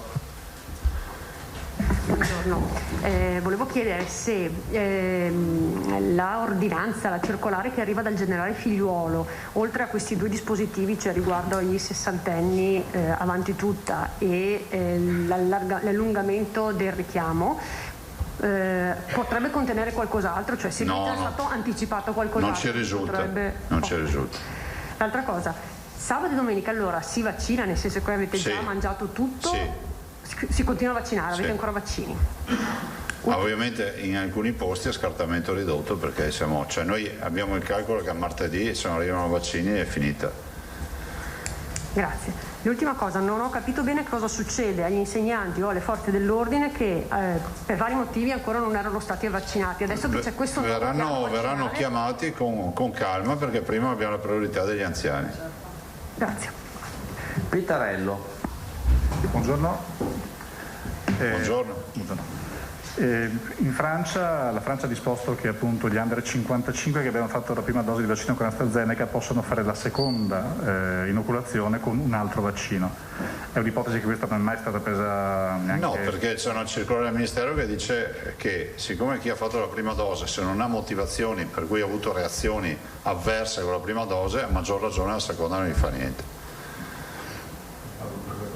Sì, quindi è confermato AstraZeneca su AstraZeneca in seconda dose, a prescindere dall'età. Questo fatto dalla Francia può essere però un qualcosa che cambia, diciamo? No, è risaputo il fatto della Francia, non è una novità. Grazie, poi per l'assessore poi no. No, vi lascio l'assessore. Ecco, per il Presidente altre domande? Grazie, vi lascio l'assessore. Passiamo all'assessore. C'è la domanda? Ah, scusa, non ti avevo visto, perdonami. Beh, ero qui nell'angolo. Chiedo solo una precisazione, ma il fatto che sia stato chiuso l'hub di Marghera, cioè, era previsto? È successo all'improvviso? È stata una cosa preventivata? Beh sì, cioè, se finiscono i vaccini noi comunque dovevamo iniziare a partire, che questo è positivo, no? Nel senso che lo start-up è avvenuto, dopodiché appena arrivano i vaccini si inizia a partire alla grande, quello è un hub che ha un grosso potenziale, ma è stato bene aver aperto comunque. Quindi non avevate previsto che si potesse chiudere per finire? Sì, assolutamente sì, però è inutile che attendiamo di aprire quando arriveranno masse di vaccini, tanto si collada, si capisce cosa non funziona, cioè è fondamentale questo. C'è un periodo di abbrivio, di break-even, definiamolo così, che è importante in questi centri vaccinali, perché c'è sempre qualche flusso che non funziona. No, bene. Poi quello è un centro che riesce a fare giorno-notte, quindi quello dovrebbe andare anche a 24 poi a regime, se arrivano vaccini. Poi avete capito che mancano i vaccini. Bene. Buon lavoro ragazzi, vi lascio l'assessore. Assessore, prego. Da dire. No, rido, non ho nulla di nuovo rispetto a quello che abbiamo detto. Non so che domanda c'era. Domande per l'assessore. Pittarello, Giacomuzzo, Nicolussi Moro, Ergo, basta. Buongiorno assessore. Buongiorno. In riferimento a una settimana fa si era parlato appunto della delibera definita degli infermierini, quella appunto e aveva annunciato un incontro in settimana con le delegazioni sindacali. Non so se c'è stato, se c'è qualche aggiornamento. No, l'incontro no, cioè, abbiamo fatto un incontro ma abbiamo parlato di piano vaccinale, quindi di altra cosa con le sigle sindacali regionali. C'è un incontro, mi sembra, che è organizzato dalla struttura, quindi che si occupa di risorse umane e di personale, a cui parteciperò anch'io, mi sembra, la settimana prossima su questo. Giacomuzzo.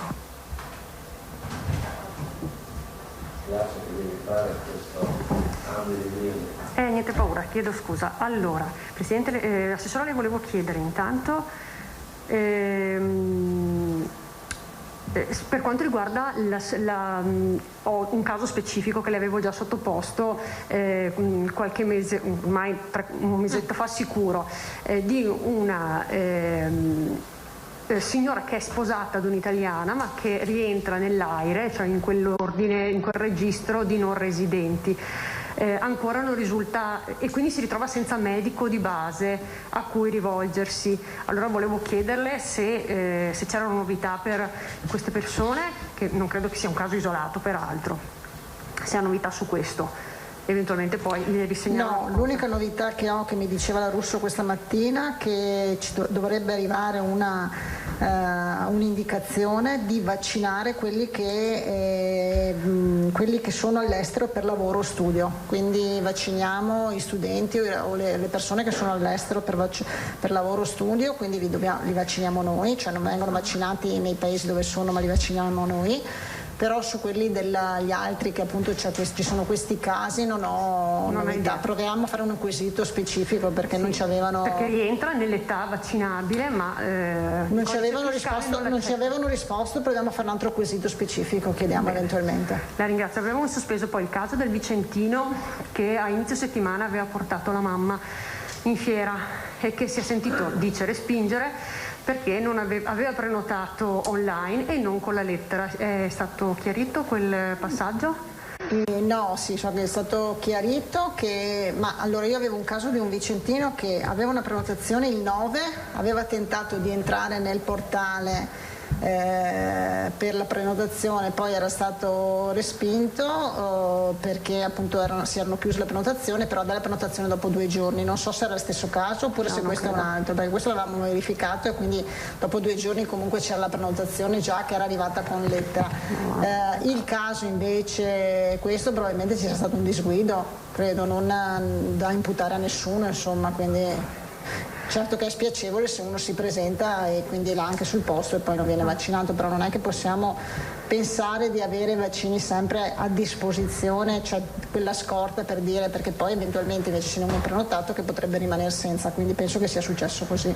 Ok, grazie. L'ultima cosa, una segnalazione che ci arriva da una lettrice che segnala un problema proprio anche al centralino, al numero verde, nel senso che questa signora è malata, è obesa e quindi rientrerebbe nelle categorie fragili e si è sentita dire sia dal medico che dal centralino che non sapeva bene neppure se questa era una categoria fragile, per cui segnalava questa cosa.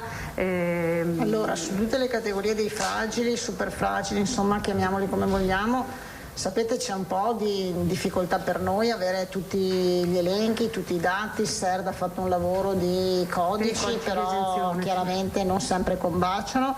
Da ieri mi sembra ogni medico di medicina generale, entrando nel portale informatico alla voce operatori, ogni medico ha il proprio codice per entrare, vede i propri assistiti, tutti i propri assistiti, quindi vede se sono inseriti tra le categorie fragili, se sono stati vaccinati e quant'altro, e questo ci darà una grossa mano perché allora i medici potranno anche capire, vedere quali dei loro assistiti sono rientrati, perché sono rientrati nel famoso elenco che ci ha fornito il SER oppure sono rimasti fuori, e anche quelli che sono già stati vaccinati e chiamati. Questo ci dovrebbe aiutare a risolvere i problemi o quei casi in cui non c'è una corrispondenza e noi non la conosciamo. Grazie. Nicolussi Moro, poi mi pare che abbiamo concluso. Assessore, volevo capire una cosa, se c'è l'accordo anche con i pediatri di libera scelta per le vaccinazioni dei minorenni, visto che Pfizer va bene anche dai 16-18 anni, e se c'è già l'accordo nero su bianco con i farmacisti, e in quel caso come si fa a superare il problema che avevano illustrato bene i medici, gli ordini dei medici, cioè che i farmacisti non sono abilitati neanche a fare l'iniezione. Allora, con i farmacisti abbiamo fatto un incontro questa settimana e stiamo predisponendo un accordo che sarà oggetto di osservazioni da parte di loro per la sottoscrizione.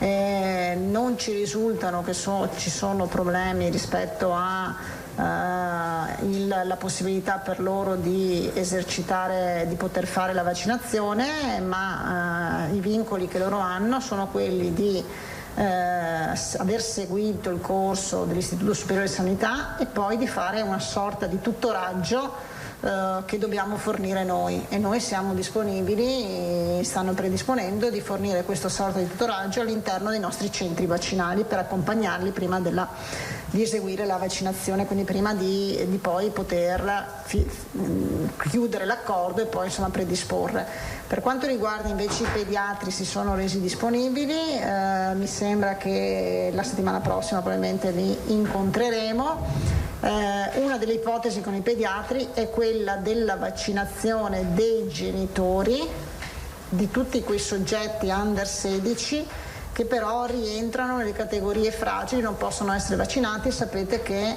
lì c'è nel piano nazionale che debbano essere vaccinati i genitori, no?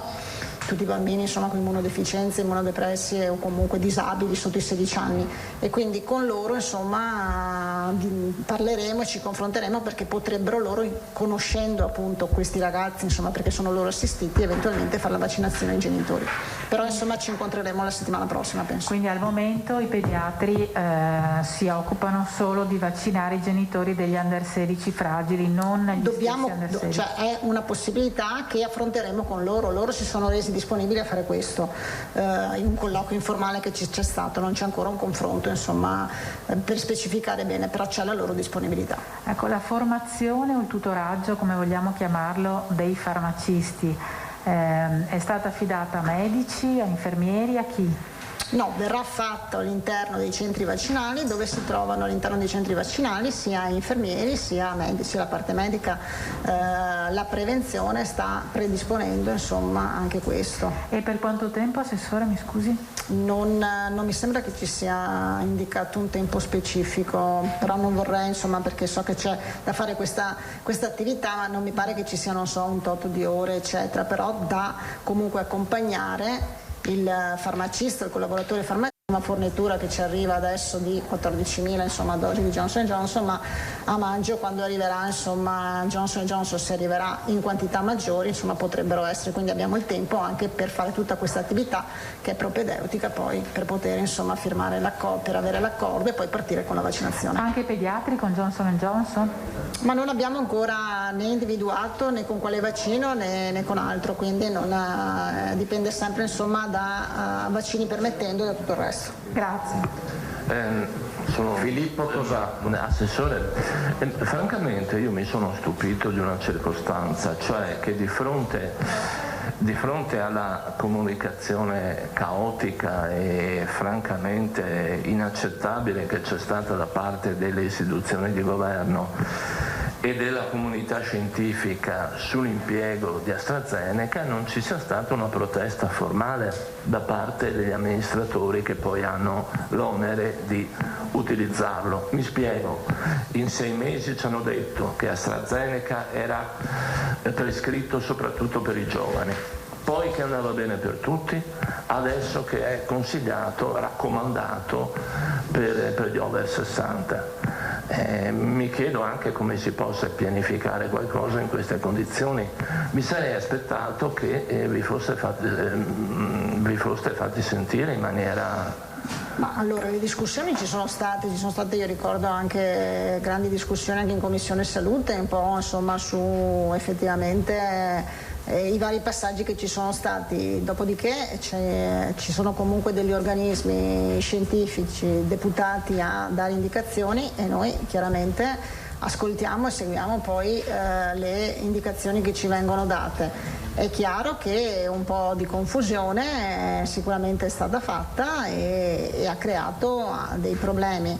Fortunatamente, e quindi il dato di ieri ci rassicura molto, non ci sono state, ieri c'era l'apprensione e la paura che ci fossero, essendo il primo giorno dopo appunto la nuova decisione quindi di utilizzare AstraZeneca solo sopra dai 60 anni in su, ci fossero anche delle defezioni rispetto a quanto programmato, comunque di persone che potevano rinunciare perché volevano prima aspettare, capire bene eccetera. Invece ieri insomma le defezioni sono state proprio poche, insomma, quindi questo ci rassicura, insomma. La voglia di essere vaccinati e di vedere quindi, io credo, insomma, questa luce in fondo al tunnel, di poter dire ripartiamo e quindi ci diamo anche una temporaneità per ritornare a una graduale normalità, probabilmente e fortunatamente prevale. E anche perché poi, ricordiamolo, i vaccini insomma sono vaccini sicuri, questi mi sembra che siano stati detti, mi sembra che anche ieri sera ascoltando Palù in una trasmissione il professore Palù ripeteva più o meno la stessa cosa, quindi la sicurezza rispetto a questo. E con questo grazie a tutti, a domani, a lunedì. 13:48, ben ritrovati, rientriamo dunque in studio, avete sentito la lunga conferenza stampa, il punto è sempre quello, grande potenzialità vaccinale per la regione del Veneto, ma insomma mancano i vaccini. Zaia ha dichiarato: ho contattato personalmente Figliuolo per dire faccia arrivare i vaccini in Veneto. Le dosi che arriveranno sono davvero minime, per martedì dovrebbero arrivare 14.000 Johnson & Johnson, 126.300 di Pfizer e 13.000 AstraZeneca, quindi sono davvero poche. Zaia ha detto: se non arrivano le nuove dosi noi con martedì abbiamo chiuso. Infatti sapete che il centro vaccinale del Veneziano, il Palexpo, è stato aperto, inaugurato e già immediatamente chiuso, proprio perché siamo in attesa che arrivino le dosi. Poi avete sentito l'assessore Lanzarina, ha parlato di farmacisti, ha parlato di pediatri, si vaccineranno i genitori dei ragazzini under 16 fragili, farmacie circa la metà ha aderito. Dunque 600 farmacie in campo in Veneto, però anche qui i vaccini devono arrivare. Questo è un po' il punto. Poi ovviamente nel corso dei nostri notiziari questa sera metteremo in ordine tutte le informazioni che sono state date in quest'ora di conferenza stampa. Devo darvi due notizie, purtroppo due tragiche notizie. La prima ha carattere nazionale, perché questa mattina dall'account della famiglia reale è arrivata la notizia che è morto il principe Filippo, ormai battuta da tutti quanti i quotidiani nazionali. Il principe Filippo di Edimburgo aveva 99 anni, l'annuncio ufficiale dall'account della famiglia reale è mancato nella notte, era stato operato al cuore soltanto quest'estate. Un'altra notizia invece che in qualche modo vi avevamo dato ieri nel corso del nostro notiziario trevigiano, perché Don Giuseppe Bortolas, il prete di Venassa, Cibiana e Valle di Cadore, era stato trovato agonizzante dal Monsignor Renato Marangoni, il vescovo, e è deceduto questa mattina. Doveva presentarsi a messa, nessuno lo aveva visto, il sacerdote è stato colpito da un'emorragia cerebrale. Ieri vi abbiamo dato la notizia che era grave, quindi il suo stato di salute era grave, purtroppo questa mattina alle 9 è deceduto. Parliamo adesso di lavoro, lavoratori, crisi. Vi abbiamo dato prima i numeri di quanti soldini sono arrivati ai veneti, ad alcuni veneti, di quelli previsti dal decreto sostegni. Io saluto e ringrazio Mauro Visentin, segretario generale della CGIL di Treviso. Mauro, buongiorno. Buongiorno. Eccoci, grazie per esserti collegato con noi. Siamo in attesa di avere insieme a te Franco Menoncello, consulente del lavoro per Confapi Treviso. Faremo un po' un parallelismo. Eccolo qua, buongiorno Franco, grazie per essersi collegato. Buongiorno, grazie a voi. Benissimo, allora io vi chiedo davvero pochi secondi, andiamo in pubblicità e poi partiamo con il dibattito. A tra poco.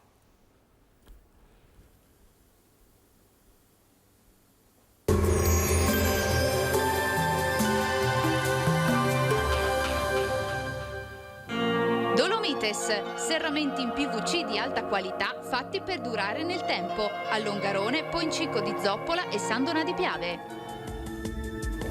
Bentrovati al meteo. Alta pressione sull'Italia, dunque anche sul nostro territorio avremo un tempo asciutto e stabile e un clima via via più gradevole. Vediamo insieme il dettaglio di venerdì 9 aprile. Sul Veneto sarà una bella giornata con sole prevalente un po' su tutte le province della nostra regione, tuttavia con qualche nube in più e con locali addensamenti, ma in genere senza precipitazioni associate. Temperature in ulteriore lieve aumento, minime tra lo 0 e gli 8 gradi, valori massimi compresi invece tra gli 11 e i 17 gradi all'incirca. Ci spostiamo ora sul Friuli Venezia Giulia, dove sarà soleggiato con cielo al massimo poco nuvoloso, specie sui settori montuosi. Temperature minime tra lo 0 e i 4 gradi, massime fino ai 14-16 gradi. Infine ci spostiamo sul Trentino Alto Adige, nessuna novità, anche qui avremo un ampio soleggiamento, il cielo si presenterà sereno o al massimo velato. Temperature minime intorno ai 3 gradi, massime fino ai 16 all'incirca.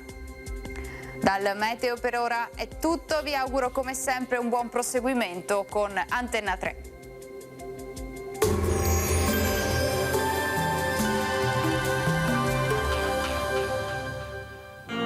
Dolomites, serramenti in PVC di alta qualità fatti per durare nel tempo, a Longarone, Poncico di Zoppola e Sandona di Piave.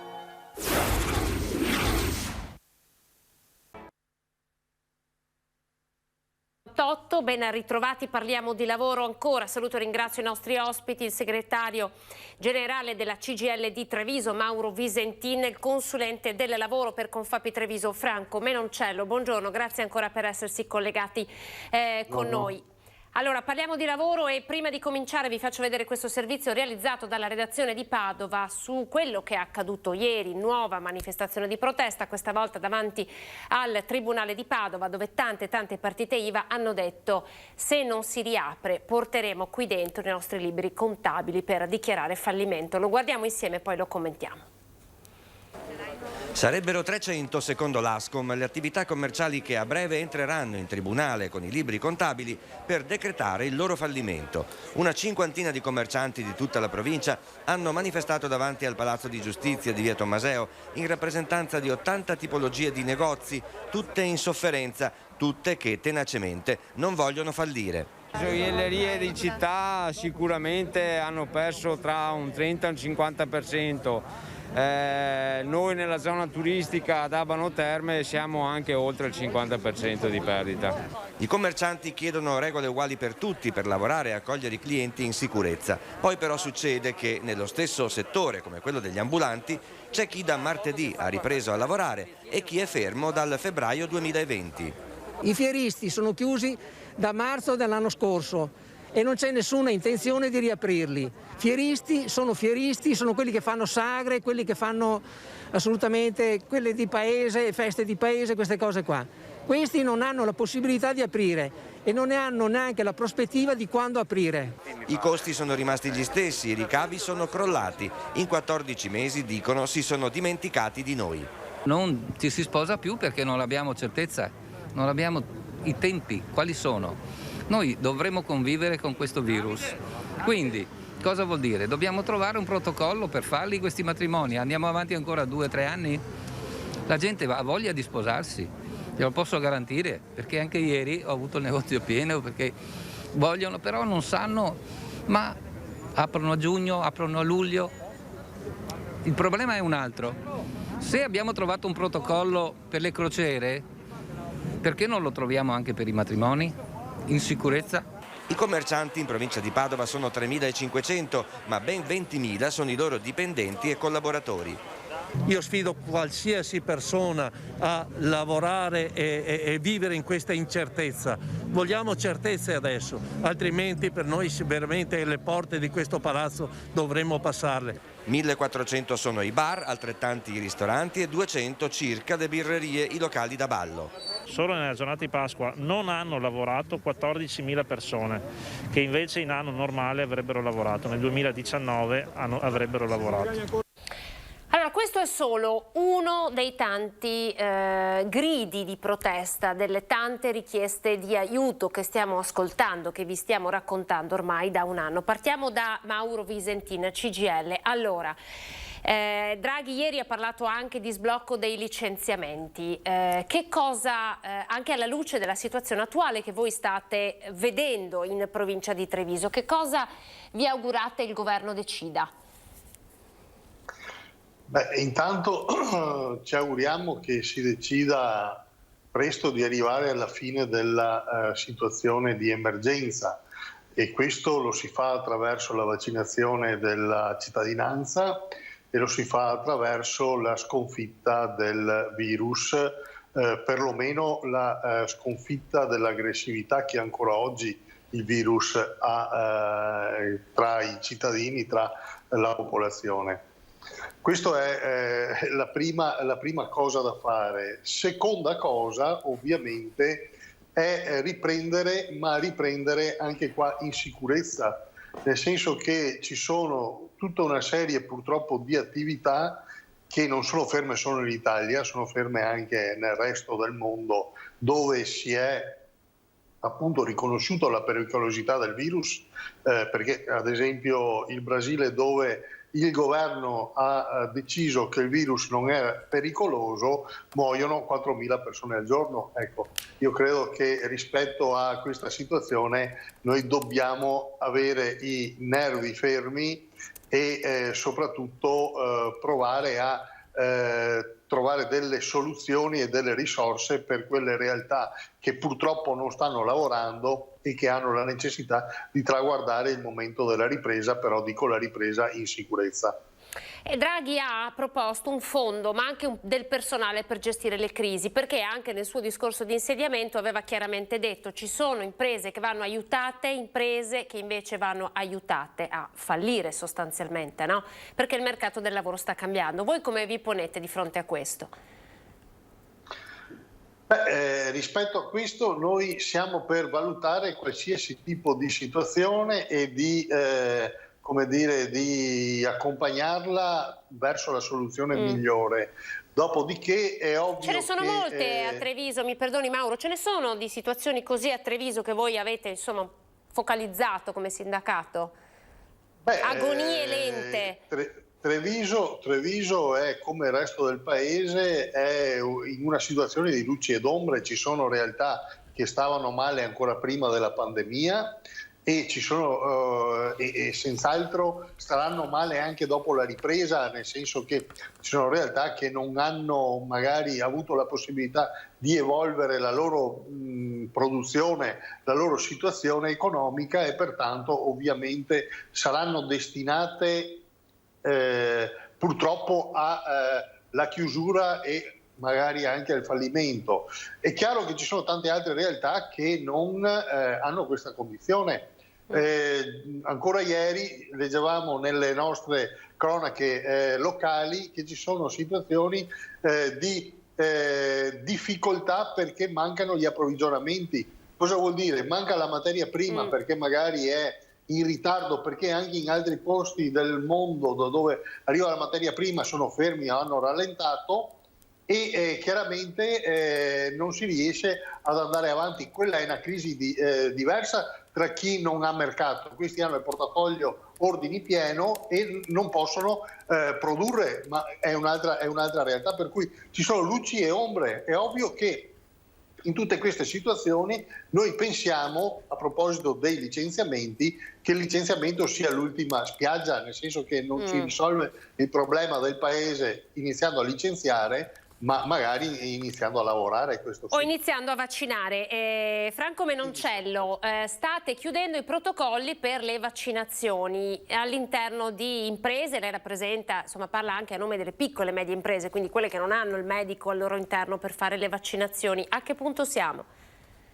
Ma noi come Confapi, che rappresentiamo le piccole e medie imprese, ci stiamo attivando per trovare un hub, una soluzione, un punto di incontro in cui si possono rivolgere tutte le piccole aziende, 3, 4, 5, 10 dipendenti che non hanno la possibilità di fare la vaccinazione al loro interno direttamente, per coinvolgere e dargli tutti gli strumenti e tutte le opportunità per fare la vaccinazione dei propri dipendenti, perché per l'azienda avere i lavoratori e la sicurezza dei lavoratori è la cosa più interessante possibile, come d'altronde tutti i protocolli sanitari e tutti i protocolli epidemiologici sono stati attivati già ancora da marzo scorso. Quindi lei ci sta dicendo che anche insomma, imprese piccole si stanno predisponendo per poter avere insomma, la vaccinazione al loro interno e ne hanno già consentito. Quindi diciamo, una volta arrivati i vaccini siete pronti? Sì, rispettando i protocolli che sono stati firmati l'altro giorno, moltissime aziende nostre aderenti sono già pronte, hanno già dato la loro disponibilità, sia le aziende più grosse per fare la vaccinazione interna, sia per aderire esternamente con questo hub, con questo portale che stiamo cercando di mettere a disposizione per tutta la provincia. Senta, lei oggi ci siamo sentiti, dietro le quinte ci ha raccontato anche un altro grosso problema di cui forse ancora non si è parlato abbastanza, ovvero ci sono tantissime aziende in crisi, insomma, che stanno fatturando molto meno, che non stanno pagando i contributi ai loro lavoratori. Purtroppo è la realtà di quello che sta succedendo, perché le aziende quando sono in crisi non pagano i contributi nei confronti dello Stato, tra cui IVA, tra cui imposte, tra cui tasse e tra cui anche i contributi, inutile negarlo. È una delle realtà che purtroppo c'è in questo momento di crisi, in questa situazione difficile. Alcune aziende non stanno pagando i contributi, alcune stanno pagando in modo rateale a seconda delle proprie disponibilità, però è una realtà di fatto. Che cosa succede in questi casi allora? Nulla di particolare, perché comunque non ha nessun riflesso nei confronti del lavoratore. La realtà è che questa situazione di non pagare i contributi consente di non avere il DURC regolare e di conseguenza consente un'enorme difficoltà per l'azienda di essere in regola sia con le agevolazioni fiscali, sia con le agevolazioni contributive e anche con i pagamenti, perché tante aziende per effettuare i pagamenti chiedono la regolarità del DURC, soprattutto nel mondo pubblico, negli appalti pubblici, nel mondo del pubblico, e di conseguenza un ulteriore problema per eventuali incassi che l'azienda deve fare. Visentin ci conferma quello che ci sta raccontando il nostro consulente del lavoro, contributi che non vengono pagati? Sì, intanto voglio salutare Franco, che è un pezzo che non lo vedo. Ecco, così vi vedete in diretta. Ci siamo trovati qua. Sì, in alcuni casi succede anche questo. È ovvio che la soluzione non è quella di non pagare i contributi, la soluzione è quella di trovare le formule per poter accedere al credito e per poter, come dire, stare nel mercato.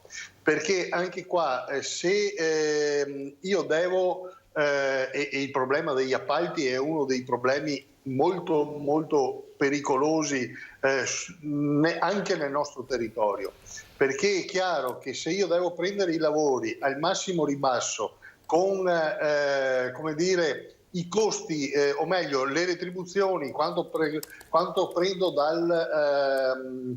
dall'appalto, dal lavoro, non mi bastano neanche per pagare i dipendenti o non mi bastano a malapena per pagare il materiale, alla fine faccio una scelta che è quella di non pagare i contributi. Ma questo è un vortice che ci porta a una situazione che va fuori mercato e che va bene solo ed esclusivamente a quelle realtà che dopo vengono come dire, infiltrate dalla criminalità. Rispetto a questo gli istituti di credito devono in qualche maniera provare a battere un colpo, perché alla fine il costo del denaro oggi è fra i più bassi della storia e non, come dire, finanziare quelle realtà che possono continuare a lavorare credo sia anche qua un bel problema. Ci attenda un attimo, andiamo in pubblicità, pochissimi minuti e siamo di nuovo da voi. Grazie. Ben ritrovati, siamo di nuovo in studio per parlare di lavoro. Stiamo raccontando gli effetti del coronavirus non solo sul mercato del lavoro, ma anche che cosa sta accadendo proprio ai lavoratori, con magari datori di lavoro che rinunciano a pagare i contributi, oppure, e questa è un'altra cosa che vorremmo capire da Mauro Visentin, che devono fare a meno delle loro ferie, perché ad esempio nelle settimane in cui il Veneto è stato dichiarato zona rossa, molti datori di lavoro hanno chiesto ai loro lavoratori, tra virgolette, di mangiarsi le ferie. È accaduto? Sì, in alcuni casi è accaduto, non in maniera sistematica, questo a onor del vero bisogna dirlo, è accaduto in casi particolari. In casi particolari c'erano lavoratori che avevano ferie arretrate magari anche degli anni precedenti, però anche qua devo dire, si è chiesto ai lavoratori magari di non andare in ferie e di continuare a lavorare negli anni precedenti, e dopo si chiede ai lavoratori di usufruire delle ferie al posto degli ammortizzatori sociali perché manca lavoro. Questo a volte è stato anche un escamotage, perché la giornata di ferie viene pagata piena, la giornata di cassa integrazione viene pagata in maniera percentuale, per cui viene pagata meno. E l'altro aspetto è che in molti casi le ferie le paga direttamente il datore di lavoro e invece la cassa integrazione magari ci mette qualche mese ad arrivare, per cui il lavoratore obtorto collo sceglie di usufruire delle ferie. Ecco, questo è un sistema che non funziona e che non va bene e che deve essere riformato. Menoncello ci conferma che ci sono tante aziende che hanno chiesto questo sacrificio ai lavoratori e che tantissimi ad agosto non chiuderanno e quindi i lavoratori comunque non avranno ferie, magari in un momento in cui ci sarà bisogno per tante persone chiuse in casa da tempo di svagarsi, no? E quindi davvero di fare delle buone ferie. Allora, la richiesta di usufruire delle ferie è stata fatta in alcuni casi particolari, alcuni casi che addirittura non vi era la copertura degli ammortizzatori sociali, come si sta verificando adesso con le giornate del 29, 30 e 31 marzo che sono state scoperte, sostanzialmente non sono coperte né dal primo decreto della cassa integrazione di gennaio né dal nuovo decreto di marzo, perché la nuova cassa integrazione parte dal 1° aprile. Di conseguenza ci troviamo in quella situazione in cui è d'obbligo utilizzare delle giustificativi tipo le ferie. Altre situazioni particolari sono state viste aziende per aziende, alcune aziende hanno avuto la necessità appunto di utilizzare le ferie perché magari non erano coperte dalla cassa integrazione, già utilizzata per altri motivi. E da agosto sarà un problema effettivamente quello di valutare se si potranno fare le ferie visti i tempi e se i dipendenti avranno ancora ferie a disposizione e non ferie a disposizione, perché moltissime situazioni, soprattutto in aziende strutturate in cui le ferie erano godute anno per anno, questi lavoratori si troveranno ad agosto a non aver maturato ferie, perché appunto durante il periodo di cassa integrazione non vi è la maturazione delle ferie. Altro problema che si aggiunge a quello di godere le ferie nel mese di agosto. Senta, esiste un mercato parallelo, visto che lei è il consulente del lavoro e visto che per esempio in questi giorni si sta giocando la partita del recovery con l'incontro tra le regioni e lo Stato, con Draghi che dice bisogna spendere, esiste un mercato parallelo del mondo del lavoro dove vengono richieste grandi professionalità che invece sta correndo veloce rispetto magari ad un altro che a causa del coronavirus è fermo? E se sì, di che tipo? Sì, durante questo periodo molte aziende si sono comunque riqualificate, si sono comunque diversificate nelle loro attività lavorative e abbiamo aziende che sono in crescita e stanno ricercando in questo momento delle figure professionali, figure di livelli alti, figure che hanno un po' di esperienza o di situazioni particolari, per cui c'è una ricerca di personale. Il controsenso è che abbiamo aziende in cassa integrazione, aziende in difficoltà, lavoratori in cassa integrazione e lavoratori in difficoltà e aziende che stanno cercando lavoratori che non li trovano. Spesso e volentieri lavoratori che sono utilizzati in altre aziende a casa per la cassa integrazione. Quindi insomma lei ci sta dicendo che c'è un lavoratore a casa in cassa integrazione che magari viene assunto con una mansione diversa ma ha delle competenze da un'altra parte. Potrebbe succedere anche questo. Allora, il lavoratore che è a casa in cassa integrazione può avere un lavoro a termine da un'altra azienda, però ci sono realtà in cui abbiamo lavoratori che sono a casa in cassa integrazione e per effetto del blocco dei licenziamenti non sono sul mercato disponibili e abbiamo aziende che hanno la ricerca di questi lavoratori. Sicché da parte nostra, cioè almeno per le aziende che noi stiamo seguendo, il blocco dei licenziamenti è negativo. Siamo d'accordo con Draghi, nella quale prevede lo sblocco dei licenziamenti alla data del 30 giugno. Pisentin, qui parte la discussione perché insomma lei ci ha appena detto che il blocco dei licenziamenti è fondamentale per salvare il lavoro. Io ricordo che se un lavoratore vuole ricollocarsi da un'altra parte può sempre dare le dimissioni problema è nel momento in cui vengo assunto dall'altra parte, la mia assunzione sarà a tempo determinato, sarà a tempo indeterminato, le garanzie quali saranno, prima questione. Dopodiché, come dire, il licenziamento lo decide l'azienda che non ha lavoro, non lo decide l'azienda che vuole assumere un lavoratore. In quel caso il lavoratore deve dare le dimissioni, lo può fare, lo ha sempre potuto fare e magari concorda con l'azienda che è in difficoltà di non fare il preavviso, ad esempio, e di iniziare subito a lavorare dall'altra parte. Per cui insomma io non vedo proprio una soluzione nella possibilità di licenziare. Ripeto, si licenzia quando manca il lavoro. Se il lavoro c'è, a questo punto non serve licenziare. Se un dipendente vuole cambiare lavoro, si vuole ricollocare da un'altra parte, ad esempio c'è l'edilizia oggi che per effetto anche delle possibilità di sgravi fiscali eccetera sta assumendo, perché il lavoro in edilizia sta come dire, ripartendo i 110 piuttosto che il 65-90% eccetera, sta trainando quel settore.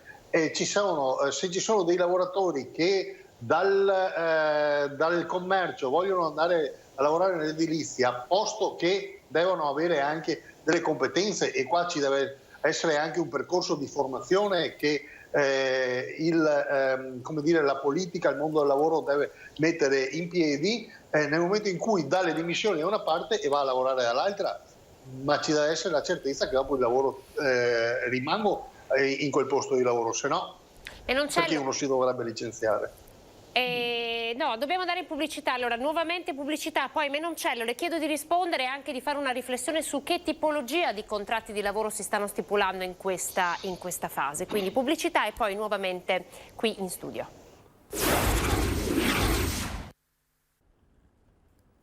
Ben ritrovati di nuovo in studio, stiamo parlando di lavoro, cerchiamo di capire con Franco Menoncello, consulente del lavoro, quali sono le tipologie di contratti di lavoro che vengono stipulati ora e qual è il saldo rispetto all'anno precedente, anzi forse ai 2 anni precedenti, tra assunzioni e non. Assolutamente il saldo è negativo rispetto agli anni precedenti, perché le assunzioni che si fanno adesso sono molto limitate e sono molto ristrette rispetto a quelle che potevano essere nel 2019, sì che il saldo della bilancia è sempre negativo. Le assunzioni che oggi abbiamo sul mercato sono contratti a tempo determinato o tempo indeterminato. Nelle aziende sono molto ricercati i contratti in questo momento, anche quelli a tempo indeterminato, perché hanno la possibilità di avere delle agevolazioni, degli incentivi sia statali che per un lungo periodo. Però anche questa possibilità di usufruire di queste agevolazioni dipende sempre dalla regolarità contributiva che l'azienda ha, e allacciandosi al discorso di prima, che l'aspetto economico in questo momento si ripercuote anche sulla situazione per la scelta di lavoratori. Le richieste che oggi abbiamo, almeno nelle nostre aziende consociate, vediamo che c'è richiesta di lavoratori a tempo indeterminato, anche a tempo determinato, ma la maggior parte sono a tempo indeterminato, e appunto di figure non solo professionali ma con una buona conoscenza, una buona preparazione. E proprio per questo faccio presente anche che noi come associazione facciamo tutti i corsi di formazione e di riqualificazione, cioè una volta che un lavoratore ha cessato il proprio rapporto con l'azienda perché è licenziato, perché l'azienda ha chiuso, perché l'azienda ha fallito o altro, prendiamo in carico i disoccupati e li accompagniamo a un progetto di riqualificazione, spesso addirittura finanziato dalla Regione, perché possa trovare una nuova attività, una nuova ricollocazione nel mondo del lavoro. Mauro Visentin mi perdoni, abbiamo ancora davvero 1 minuto e mezzo, Franco. Mauro Visentin, la Regione sta lavorando bene sul fronte del lavoro? Sì, diciamo che sta rispondendo abbastanza bene, non sempre. Noi abbiamo sempre una partita aperta con la questione dell'aeroporto, speriamo di risolverla a breve, dove avevamo chiesto una riqualificazione del personale fintanto che l'aeroporto era chiuso, e la stiamo ancora attendendo. Molto spesso attraverso i fondi delle nuove competenze e attraverso, come dire, i fondi anche regionali si compiono percorsi di formazione per la ricollocazione dei lavoratori. Diciamo che siamo a metà del guado, dai. Allora io mi scuso, ma il tempo a nostra disposizione è terminato, poi insomma avremo anche modo di ragionare. Qui abbiamo fatto un breve passaggio sulla regione, ma insomma per capire anche il governo quali saranno le sue politiche per il lavoro, e vediamo questo recovery davvero che cosa potrà portare di concreto sul territorio e per i lavoratori. Io ringrazio i miei